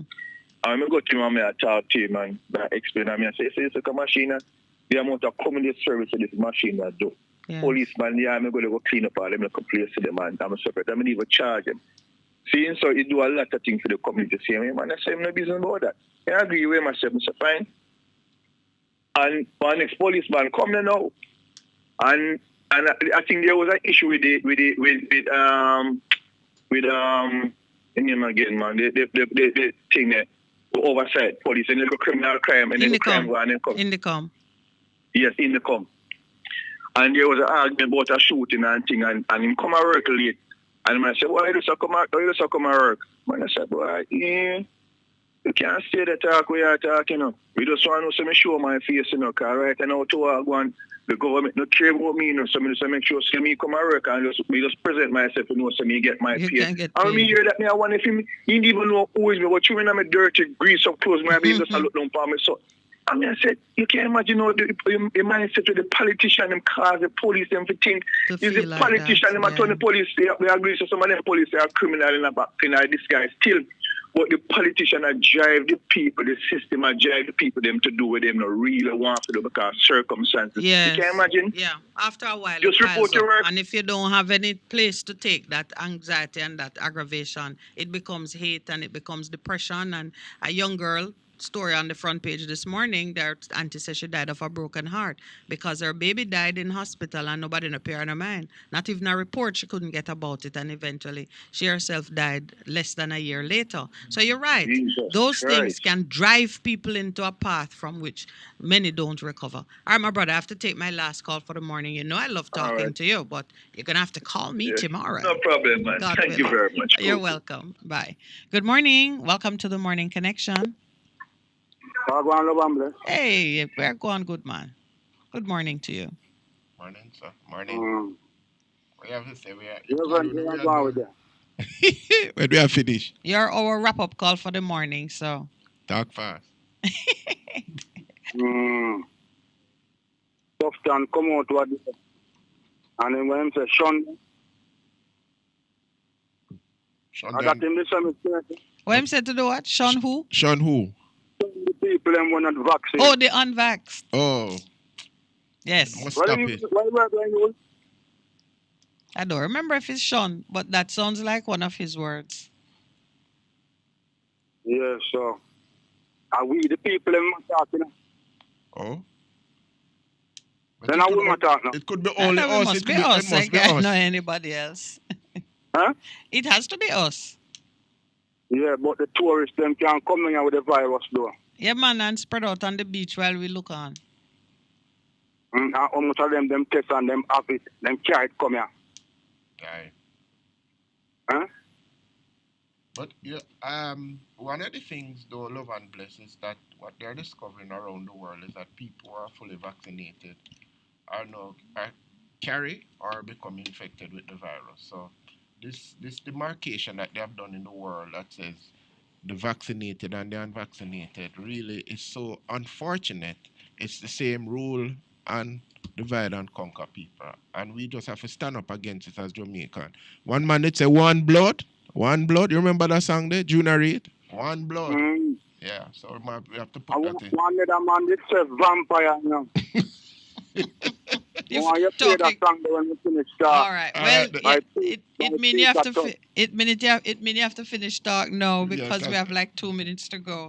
So thank you for being our last call of the morning. Have a great day. Yes. Yes. You have already started this morning. But the phone got the problem when she called. Yes.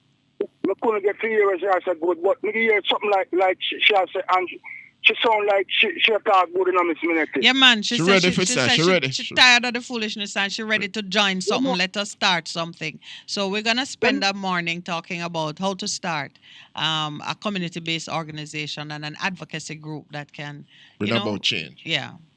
Mother like she call back tomorrow and make me hear her. She said good. She not have to add on nothing. All right. Okay. All One right. blood. Listen, it's a quick thank you to those who persevered with us. We've had some technical difficulties at a stage in the morning. I know that the engineer going to be under pressure for the next show.